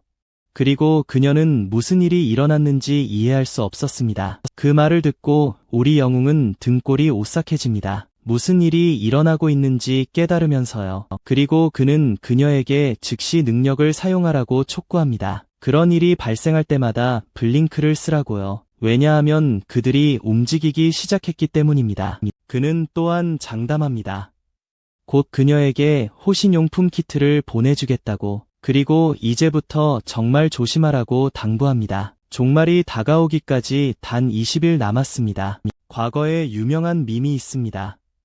5명이 모이면 그중 1명은 분명 쓸모가 없을 겁니다. 세상 어디에나 트롤러는 존재합니다. 특히 수라에서는 방해를 위한 패치들이 존재합니다. 개발자들은 신고에 답합니다. 하지만 트롤러들을 잡지는 않습니다. 수라에서 트롤러들은 일반 플레이어처럼 행동하며 팀에 합류합니다. 하지만 그 후 파티를 몬스터로 가득 찬 지역으로 유인하여 팀 전체를 전멸시킵니다. 그들은 친절함으로 초보자들에게 다가갑니다. 나중에 그들을 죽이고 소지품을 훔치기 위해서입니다. 트롤들은 해왔습니다. 파티들이 서로 싸우게 만들 온갖 짓을요. 그들은 이미 유명하지 않던 게임을 단 1년 만에 몰락시켰고 일부 사용자는 4명으로 떨어졌습니다. 성호의 팀이 남아있던 트롤들을 처리했기 때문에 우리의 주인공은 이 모든 것을 설명하는지 궁금해합니다. 그러고는 지금까지 찾은 모든 것을 요약합니다. 각성자 커뮤니티들이 결합되었고 유이도 총격전 이후 그들은 정보를 제공할 뿐만 아니라 음모를 꾸미고 있습니다. 그는 문장 중간에 멈춥니다. 사람들이 자신의 비디오를 팔고 있다는 것을 알아내자마자 주인공이 사이트를 더 많이 서핑하면서 그의 팀원 도화지 샘이 트롤러였다는 것을 알게 됩니다. 그는 깜짝 놀랍니다. 도화지 샘의 비디오 썸네일을 보고 김밥조에게 캐리받았다는 내용이었습니다. 이제 시앙호는 저 트롤러가 사람들을 유인하려 하는 건지 어떤 편집된 비디오로 놀랍게도 그는 도화지 샘에게 박수를 보냅니다. 도화지 샘이 그의 생각에 칭찬받기 때문에 그는 더 훈련하기로 결심하며 스트레칭을 합니다. 그런 종류의 사람들을 상대하기 위해 다음 13일 동안 시간이 날 때마다 우리의 주인공은 꾸준히 무기 사용법을 배웠고 실전에서 사용할 수 있는 기술들을 배웠습니다. 온라인의 서바이벌 미튜브 채널에서 한편 그 기간 동안 그는 은신처를 포함한 몬스터들을 공격하는 것을 보았습니다. 게다가 와이어병을 고려하지 않은 전략과 무기들이 많았습니다. 따라서 13일 동안의 훈련 끝에 성호는 드디어 주무기 선택을 기대하고 있습니다. 무기를요. 와이어병이 왔을 때 쓸 수 있고 대인 전투에도 좋으며 괴물 제거에도 좋은 무기입니다. 그는 자신의 도구 가방을 들여다보고 인디언 어클럽, 나무 새총, 황토 흙구슬, 그리고 수제 돌도끼를 찾았습니다. 하지만 그 어느 것도 그의 조건에 맞지 않았습니다. 그러자 처음에는 우리 주인공은 새총을 사용해보기로 결정합니다. 이것은 여러 면에서 활용도가 높습니다. 하지만 황토 흙구슬은 애매합니다. 위력이 약하기 때문입니다. 다음으로 그는 인디언 어클럽을 사용하기로 결정합니다. 그는 이렇게 회상합니다. 와이어병이 주어졌을 때 걱정할 필요가 없었습니다. 좀비를 제거하는 가장 쉬운 방법은 두개골 안에 살고 있는 포자를 파괴하는 것입니다. 둔기로요. 그는 레벨 10에 도달한 후 처음으로 구매하기로 결정한 무기가 둔기형 아이템인 흑단 나무 몽둥이였다는 것을 떠올립니다. 그리고 그 때문에 그의 숙련도를 높이는 것이 필수적이었습니다. 하지만 이제 우리 주인공은 궁금해합니다. 인디언 어클럽이 사람들에게도 효과적인지 말입니다. 그는 그것이 애매하다고 생각합니다. 왜냐하면 이것으로는 사이킥, 각성자를 상대하기 어려울 것이기 때문입니다. 그는 서바이벌 생활에서 인간을 죽이면 50점을 준다는 것을 알고 있습니다. 살인자 시스템은 근처 플레이어들과의 데스매치를 요구했으며 살인자로 등록되면 플레이어 킬링의 남용을 막았습니다. 비록 더 많은 점수를 위해 이용자를 제거할 사람들이 많겠지만 페널티를 감수하면서까지 말이죠. 한편 그는 인디언 워클럽으로 더미를 완전히 파괴합니다. 그는 아이템과 스킬 파밍을 마칠 때까지 그런 플레이어들을 피하기로 결정합니다. 열심히 훈련한 후 우리 영웅은 얼굴에 땀을 닦습니다. 상점을 완전히 해체할 계획을 세우면서 말이죠. 하지만 그는 말을 멈춘다. 근처에서 늑대 소리가 들려오자 그는 깜짝 놀란다. 혹시 은신처 근처에서 다친 늑대가 있는 건 아닌지 궁금해하면서 나중에 성호는 늑대를 발견한다. 그것은 보통 크기보다 더 컸다. 우리 소녀는 심지어 그 위에 탈 수도 있을 정도였다. 시스템은 그것의 이름을 회색 늑대라고 알려준다. 하지만 그가 자세히 관찰해보니 늑대가 숨을 쉬고 있지 않다는 것을 알아차린다. 그는 이 늑대가 길을 잃은 늑대인지 아니면 공격받은 후 은신처 근처로 온 것인지 궁금해한다. 더 많은 정보를 찾기 위해 우리 주인공은 늑대의 상처를 확인하기 시작한다. 하지만 갑자기 어린아기 늑대가 그의 등을 친다. 성호는 죽은 늑대가 사실 이 아기 늑대의 어미라는 것을 알게 된다. 그 늑대는 그와 어미 사이에 서서 어미를 보호하려 한다. 그는 힘을 쓸 수 없어서 혼란스러워한다. 그 아기 늑대를 어미에게서 떼어낼 수 없기 때문이었다. 그는 삽을 잡는다. 우리 영웅은 죽은 늑대를 빨리 묻기로 결심한다. 그가 구멍을 파기 시작하면서 그는 만약 그 늑대가 괴물이었다면 뼈 기어다니는 괴물로 변할 것이고 그렇지 않다면 더 많은 괴물을 끌어들일 것이라고 생각한다. 얼마 후 구멍은 완전히 파졌다. 어린 늑대는 어미 옆에서 잠들어 있었다. 우리 소년에게 자신의 어린 시절과 뭉치를 떠올리게 하면서 그가 어릴 적 키웠던 개 말이다. 다음으로 그는 아기 늑대를 잡는다. 어미가 이곳에서 잠들 것이라고 설명하면서 그는 원할 때마다 어미를 방문할 수 있다고 덧붙인다. 은신처 문에 개구멍을 만들 계획이기 때문이었다. 그리고 성호는 늑대에게 고기 한 조각을 준다. 절대 굶주리지 않게 하겠다고 약속하면서 자랄 때까지 그 대신 그는 늑대의 도움을 요청한다. 놀라운 후각으로 말이다. 그가 동의하는지 묻자 작은 늑대는 부드러운 소리를 내며 기쁘게 대답한다. 그리고 우리 주인공은 늑대에게 딩고라는 이름을 지어준다. 그가 머리를 쓰다듬자 시스템 창이 뜬다. 그가 회색 늑대와 대화에 성공했으며 이 회색 늑대가 딩고는 그의 소유로 간주될 것이라고 알리는 내용이었다. 그리고 이제 19일이 남았다. 종말이 올 때까지 성호는 딩고를 훈련시키느라 바쁘다. 그는 방금 가르친 행동들을 반복하도록 지시한다. 주인공이 손을 달라고 하자 딩고는 주인의 손 위에 발을 얹는다. 그리고 그 늑대는 지시대로 달려가 앉고 엎드려 조용히 있는다. 주인공이 내리는 모든 명령에 따른다. 마지막으로 그는 커다란 뼈 조각을 공중으로 던지고 딩고는 뛰어올라 그것을 성공적으로 잡는다. 주인공은 만족감을 느낀다. 그것이 얼마나 빨리 배우는지 보면서 아마 다른 세상에서 왔기 때문일 것이다. 그는 그것의 뛰어난 냄새 추적 능력을 되새긴다. 그리고 그의 마음속에서는 딩고를 행운 덩어리이자 축복으로 여긴다. 그는 귀여운 동반자를 키스로 보듬으며 무언가 말하기 시작한다.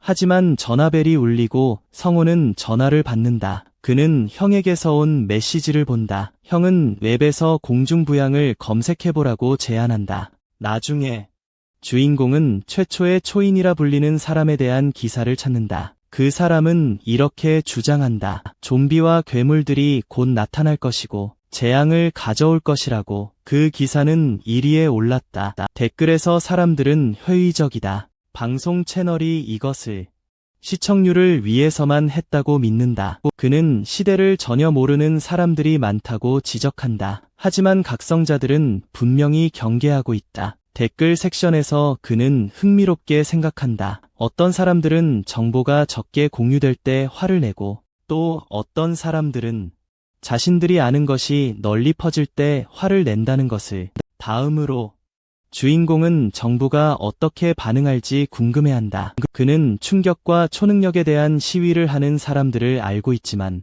이내 정신을 차린다.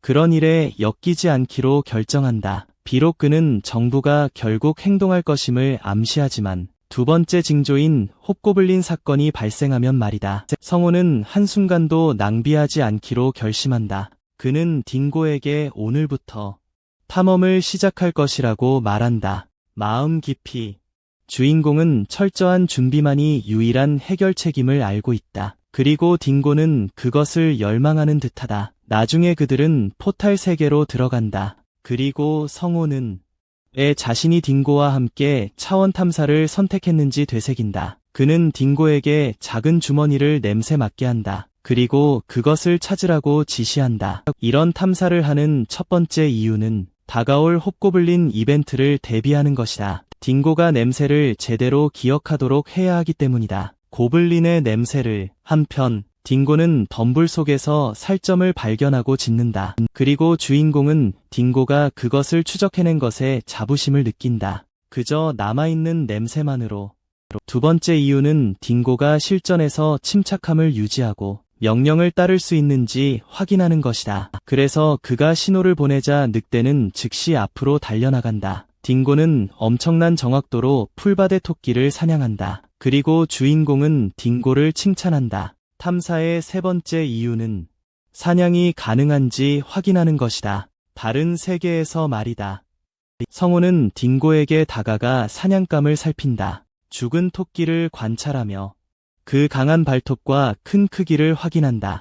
그 후 주인공과 그의 작은 늑대는 계속 탐사한다. 앞으로 나아가며 그는 딩고의 인지 능력이 어떤 모습일지 궁금해한다. 스탯으로 말이다. 그는 계곡으로 향하기로 결정한다. 직접 확인하기 위해 그때 시스템 창이 나타난다. 딩고의 체력이 1 증가했음을 알리면서 김바포였을 때 자신의 체력 스탯이 172였음을 기억하며 주인공은 딩고가 얼마나 빨리 성장하는지에 감탄한다. 갑자기 딩고가 기침하기 시작한다. 그리고 주인공은 물을 주려고 달려간다. 그는 파트너에게 숲에 혼자 가지 말라고 당부한다. 딩고는 물을 마신다.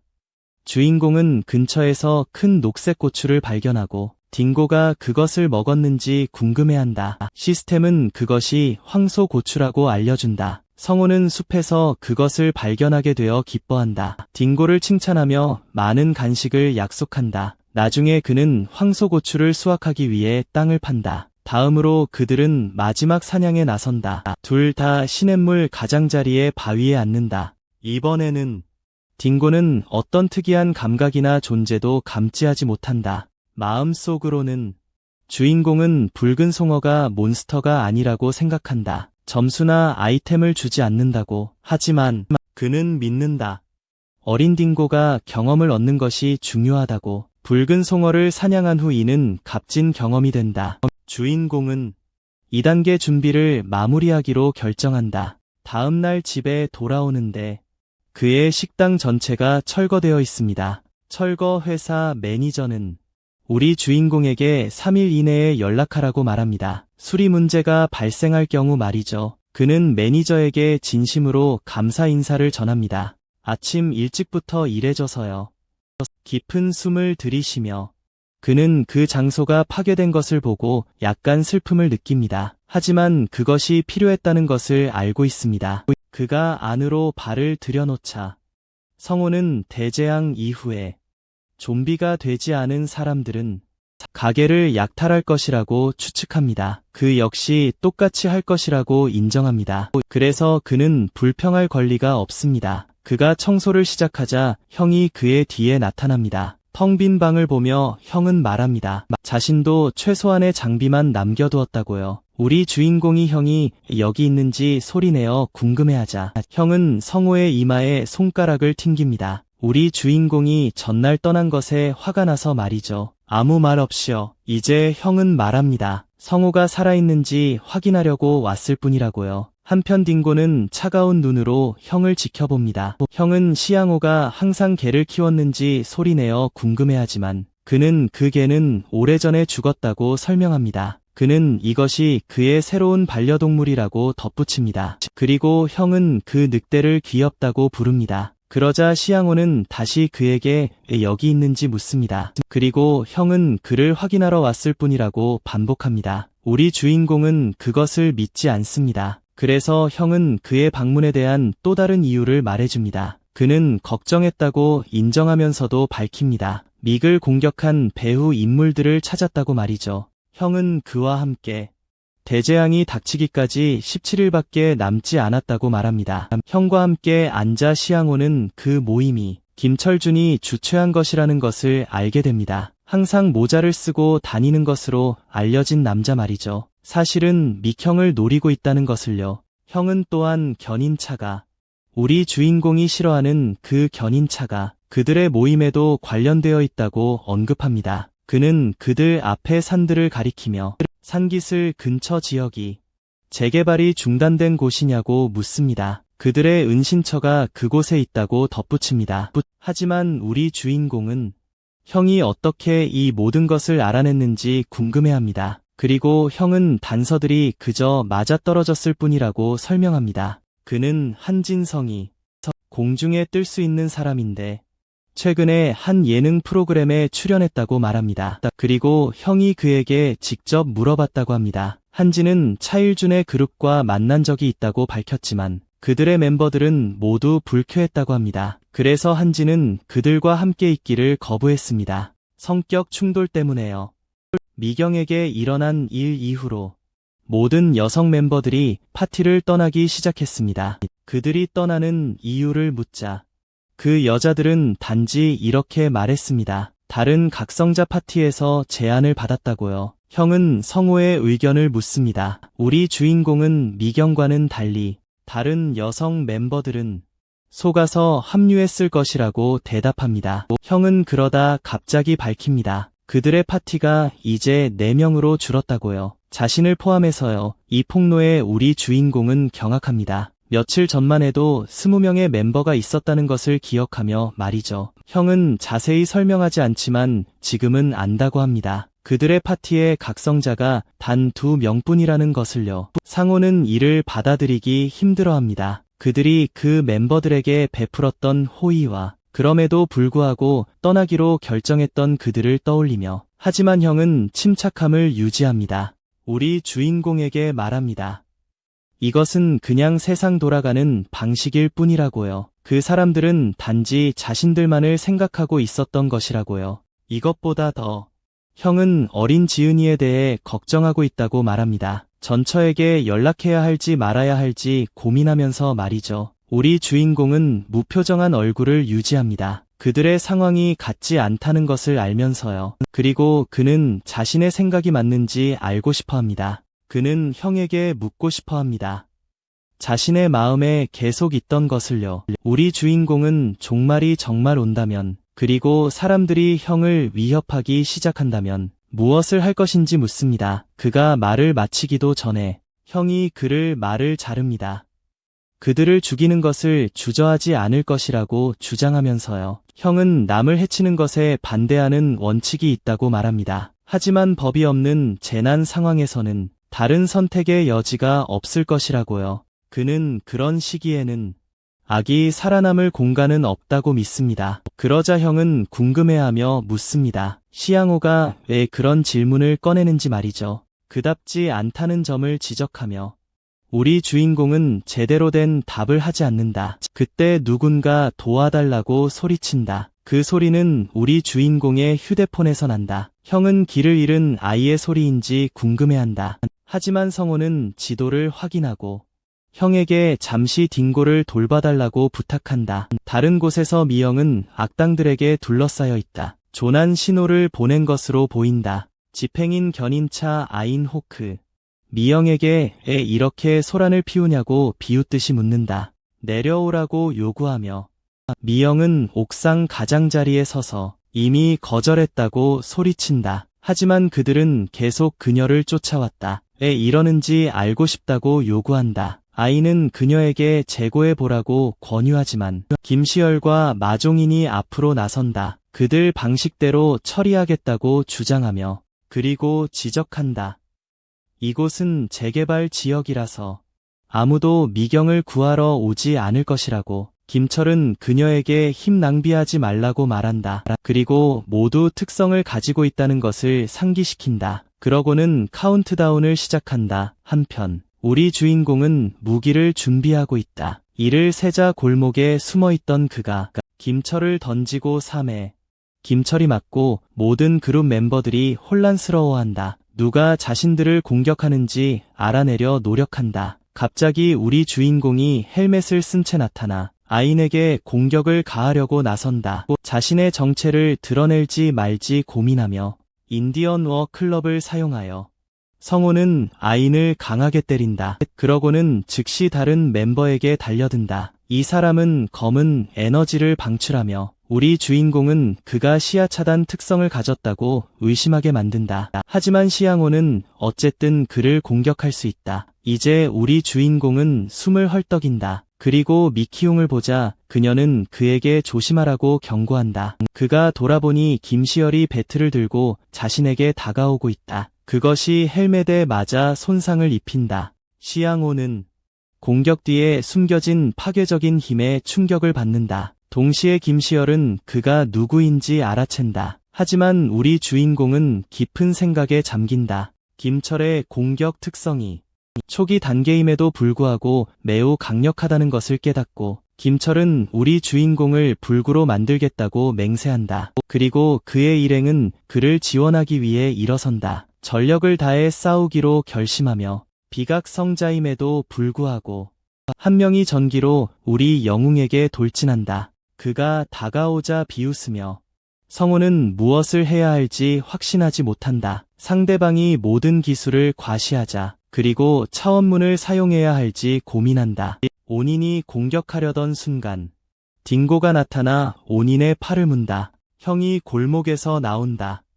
대낮에 이런 행동이 정말 적절한지 물으며 그리고 일행에게 떠나라고 제안한다. 문제가 생기기 싫으면 112에 전화하겠다고 말하며 모든 일행은 일단 후퇴하기로 결정한다. 형은 그들이 약해 보인다고 말한다. 하지만 여전히 오만하게 행동한다고 덧붙인다. 미경이 내려온다. 그리고 즉시 우리 영웅의 머리를 잡고 그가 괜찮은지 확인한다. 그녀는 그의 헬멧이 금 같다는 것을 알아차린다. 그리고 형은 우리 소년에게 업어주겠다고 한다. 둘 다 걱정하는 것을 보고 성호의 생각은 옛 동료들에게 스쳐 지나간다. 게임에서 미경이 병원 방문을 제안하자 우리 주인공은 고개를 돌리고 괜찮다고 주장한다. 그는 이어서 형에게 묻는다. 미경을 그들의 파티에 들일 수 있는지. 형은 문제없다고 말한다. 미경이 반대하지 않는 한. 그리고 그녀는 흔쾌히 동의하고 영웅은 떠난다. 할 일이 있다고 말하며 형과 미경은 남겨져서 왜 그가 그렇게 이상하게 행동하는지 궁금해한다. 집에 돌아온 후 우리 영웅은 감정을 조절하고 준비의 2단계 계획에 집중한다. 그의 갑작스러운 출발은 피할 수 없었다. 그리고 형과 미경이 함께 있는 것을 보니 그들을 신뢰할 수 있을 것 같다는 생각이 들었다. 그의 능력 비밀에 대해. 하지만 결정은 이미 내려졌다. 차원문을 최대한 활용하기 위해 우리 소녀는 빠르게 레벨업해야 한다. 그리고 스킬 획득과 파밍에 집중해야 한다. 아이템 파워로 그들을 짓밟아라 라는 문구가 산악갱단과의 싸움 후에 더욱 강하게 메아리친다. 그는 종말을 대비한다면 계획대로 3레벨 이상의 격차가 생길 것이라는 것을 깨닫는다. 그 근처에서 리젠되는 몬스터를 더 강하게 만들고 팀을 꾸리기 더 어렵게 만듭니다. 두 동료와 함께 그는 계속 작업합니다. 그가 끝낼 때까지 그의 은신처에 나무난로를 설치하는 것을 이것이 밤에 잠을 잘 자는데 도움이 될 것임을 알기에 딩고도 난로를 즐깁니다. 그 옆에서 곤이 잠들며 이제 우리 주인공은 몇 가지 더 설치할 것이 남았습니다. 그것들이 도착하면 그의 초기 은신처 설정이 거의 완료될 것입니다. 결심한 그는 밤샘 작업을 하기로 합니다. 그렇게 종말이 오기까지 16일 남았습니다. 뉴스 앵커가 소행성에 대해 시청자들에게 업데이트합니다. 이전에 관측된 바에 따르면 HSA는 윤짬비가 태양계의 중간 지점에 진입했다고 발표했습니다. HSA는 그 궤도를 면밀히 추적하고 있습니다. 하지만 그 운석은 목성의 중력에 의해 분리되었습니다. 이에 운석 관측 부서장 토마스 챈들러는 두 조각이 윤짬비 알파와 베타가 지구에 접근할 가능성이 없다고 대중에게 알립니다. 그러나 성우는 D-5의 종말 5일 전에 윤짬비 베타가 처음으로 떨어졌음을 기억합니다. 그것은 바다의 러시아 선박 근처에 떨어졌고 그로 인한 쓰나미는 그 배를 감천항으로 쓸어 올렸습니다. 이것이 한국에서 좀비가 처음 나타난 방식입니다. 뉴스 앵커는 계속해서 여의도 총격 사건에 대해 보도합니다. 장원택 대통령은 일주일 동안 관저를 떠나지 않았습니다. 이는 야당 대표들이 공동 성명을 발표하도록 촉발했으며 청문회 개최에 동의한다고 선언했습니다. 일부 사람들은 이제 말합니다. 이것이 각성자에 대한 소문과 임박한 재앙과 관련이 있다고. 이것을 들으며 우리 주인공은 스스로 인정합니다. 정말로 세상의 종말이라고 그는 생각합니다. 언론이 마침내 관심을 보이는 것은 좋은 일이라고. 이러한 문제에 대해 그리고 더 어려워질 것이라고 결론 내립니다. 각성자들이 이제 범죄를 저지르는 것에 대해 다음으로 그는 커뮤니티의 반응을 확인하기로 한다. 자신의 노트북으로 우리 주인공이 댓글 섹션을 스크롤하면서 사람들이 공유한 것을 본다. 상황에 대한 강한 의견들을 우연히 그는 나의 꿈이라는 댓글을 발견하고 이 사람이 계속 활동해왔는지 궁금해한다. 나의 꿈은 플레이어였다. 초보자들에게 친절하기로 유명한 그리고 시앙호의 일행은 그와 몇 번 같이 플레이했었다. 나의 꿈의 야망은 벙커를 짓는 것이었다. 만약 우리 주인공이 포털이 없었더라면 그는 합류하고 싶다는 유혹을 느꼈을지도 모른다. 그는 어떤 계약도 맺지 않기로 결정한다. 그의 베테랑 친구들이 합류하지 않는 한 나의 꿈. 하지만 그는 나중에 참고할 수 있도록 나의 꿈의 댓글을 북마크한다. 노트북을 닫은 후 우리 주인공은 두 번째 대피소를 짓는 것을 기대한다. 다음 날 성호는 자신의 은신처 앞에 서서 깨닫는다. 연속으로 2번 밤샘하는 것이 가능하다는 것을. 그는 지쳐있지만 완성된 외관을 보니 에너지가 솟는다. 이제 어떻게 해야 할지 알아낼 시간이다. 태양 전지판으로 생성된 전기를 사용하는 방법. 간단히 말해 몇 가지 배선 단계가 있다. 전기를 만들려면 그의 전자기기와 호환되도록. 다행히도 주인공이 휴대폰을 충전기에 꽂자 작동한다. 그는 기쁨에 팔을 들어 올리며 자신이 이제 토대를 구축했다고 선언한다.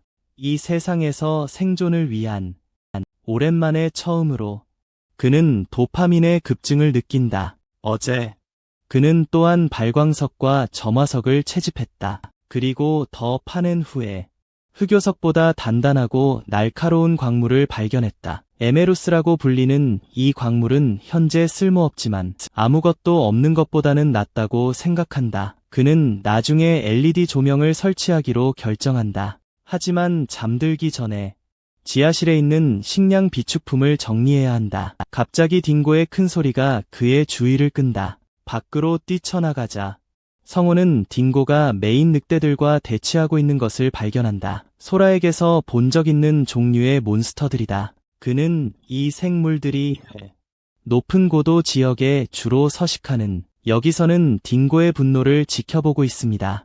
우리의 주인공은 의심합니다. 이 늑대들이 딩고의 어머니를 죽인 늑대일지도 모른다고요. 그는 딩고를 진정시키려 하지만 속으로는 지금 당장 모든 늑대를 물리칠 수 없다는 것을 압니다. 더 좋은 무기를 가지러 움직인다면 그는 등을 노출하여 공격받을 위험을 감수하게 됩니다. 이는 치명적일 수 있습니다. 그러므로 우리의 주인공은 우두머리 늑대를 쫓아내는데 집중하기로 결정합니다. 나머지는 뒤따라갈 것이라는 것을 알기에 말이죠. 그는 늑대들의 극도로 조심스러운 행동을 관찰합니다. 그리고 우두머리가 먼저 행동할 때만 움직인다는 것을 알아차립니다. 다음으로 그는 늑대들이 공격을 조율할 수 있는지 고려합니다. 그는 또한 주목합니다. 이 늑대들이 냄새에 극도로 민감하다는 것을요. 다행히 상호는 호신용 스프레이를 가지고 있습니다. 만약 그가 우두머리에게 스프레이를 뿌릴 수 있다면 그것을 은신처에서 쫓아낼 수 있을 것입니다. 땀방울이 그의 얼굴을 타고 흐릅니다. 공격받을 위험을 고려하면서요. 그가 행동하기 전에 그는 늑대를 분산시킬 방법이 있는지 궁금해합니다. 그리고 스프레이로 공격할 방법이요. 갑자기 한 가지 아이디어가 떠오릅니다. 그리고 그는 그것이 논리적으로 가능하다고 믿습니다. 자신이 손수 만든 은신처를 방어하기로 결심한 우리의 주인공은 마음을 다잡습니다. 그는 즉시 우두머리에게 칼을 던집니다. 하지만 우두머리는 피하고 이어서 우리의 주인공에게 달려듭니다. 하지만 가까이 다가오자 상호는 포털을 열고 기회를 잡아 그 동물에게 스프레이를 뿌립니다. 우두머리는 침착함을 잃고 이어서 우리의 주인공은 칼을 그 녀석의 눈에 박아 넣습니다. 그것으로 인해 늑대 무리는 후퇴합니다. 우리의 주인공은 간신히 죽음을 모면하고 앉습니다. 딩고가 그를 돌보러 다가옵니다. 그리고 성호는 고맙다는 듯 딩고의 머리를 쓰다듬습니다. 그는 딩고에게 약속합니다. 미래의 딩고의 어머니를 복수해주겠다고요. 그와 함께 대재앙이 닥치기까지 단 15일이 남았습니다.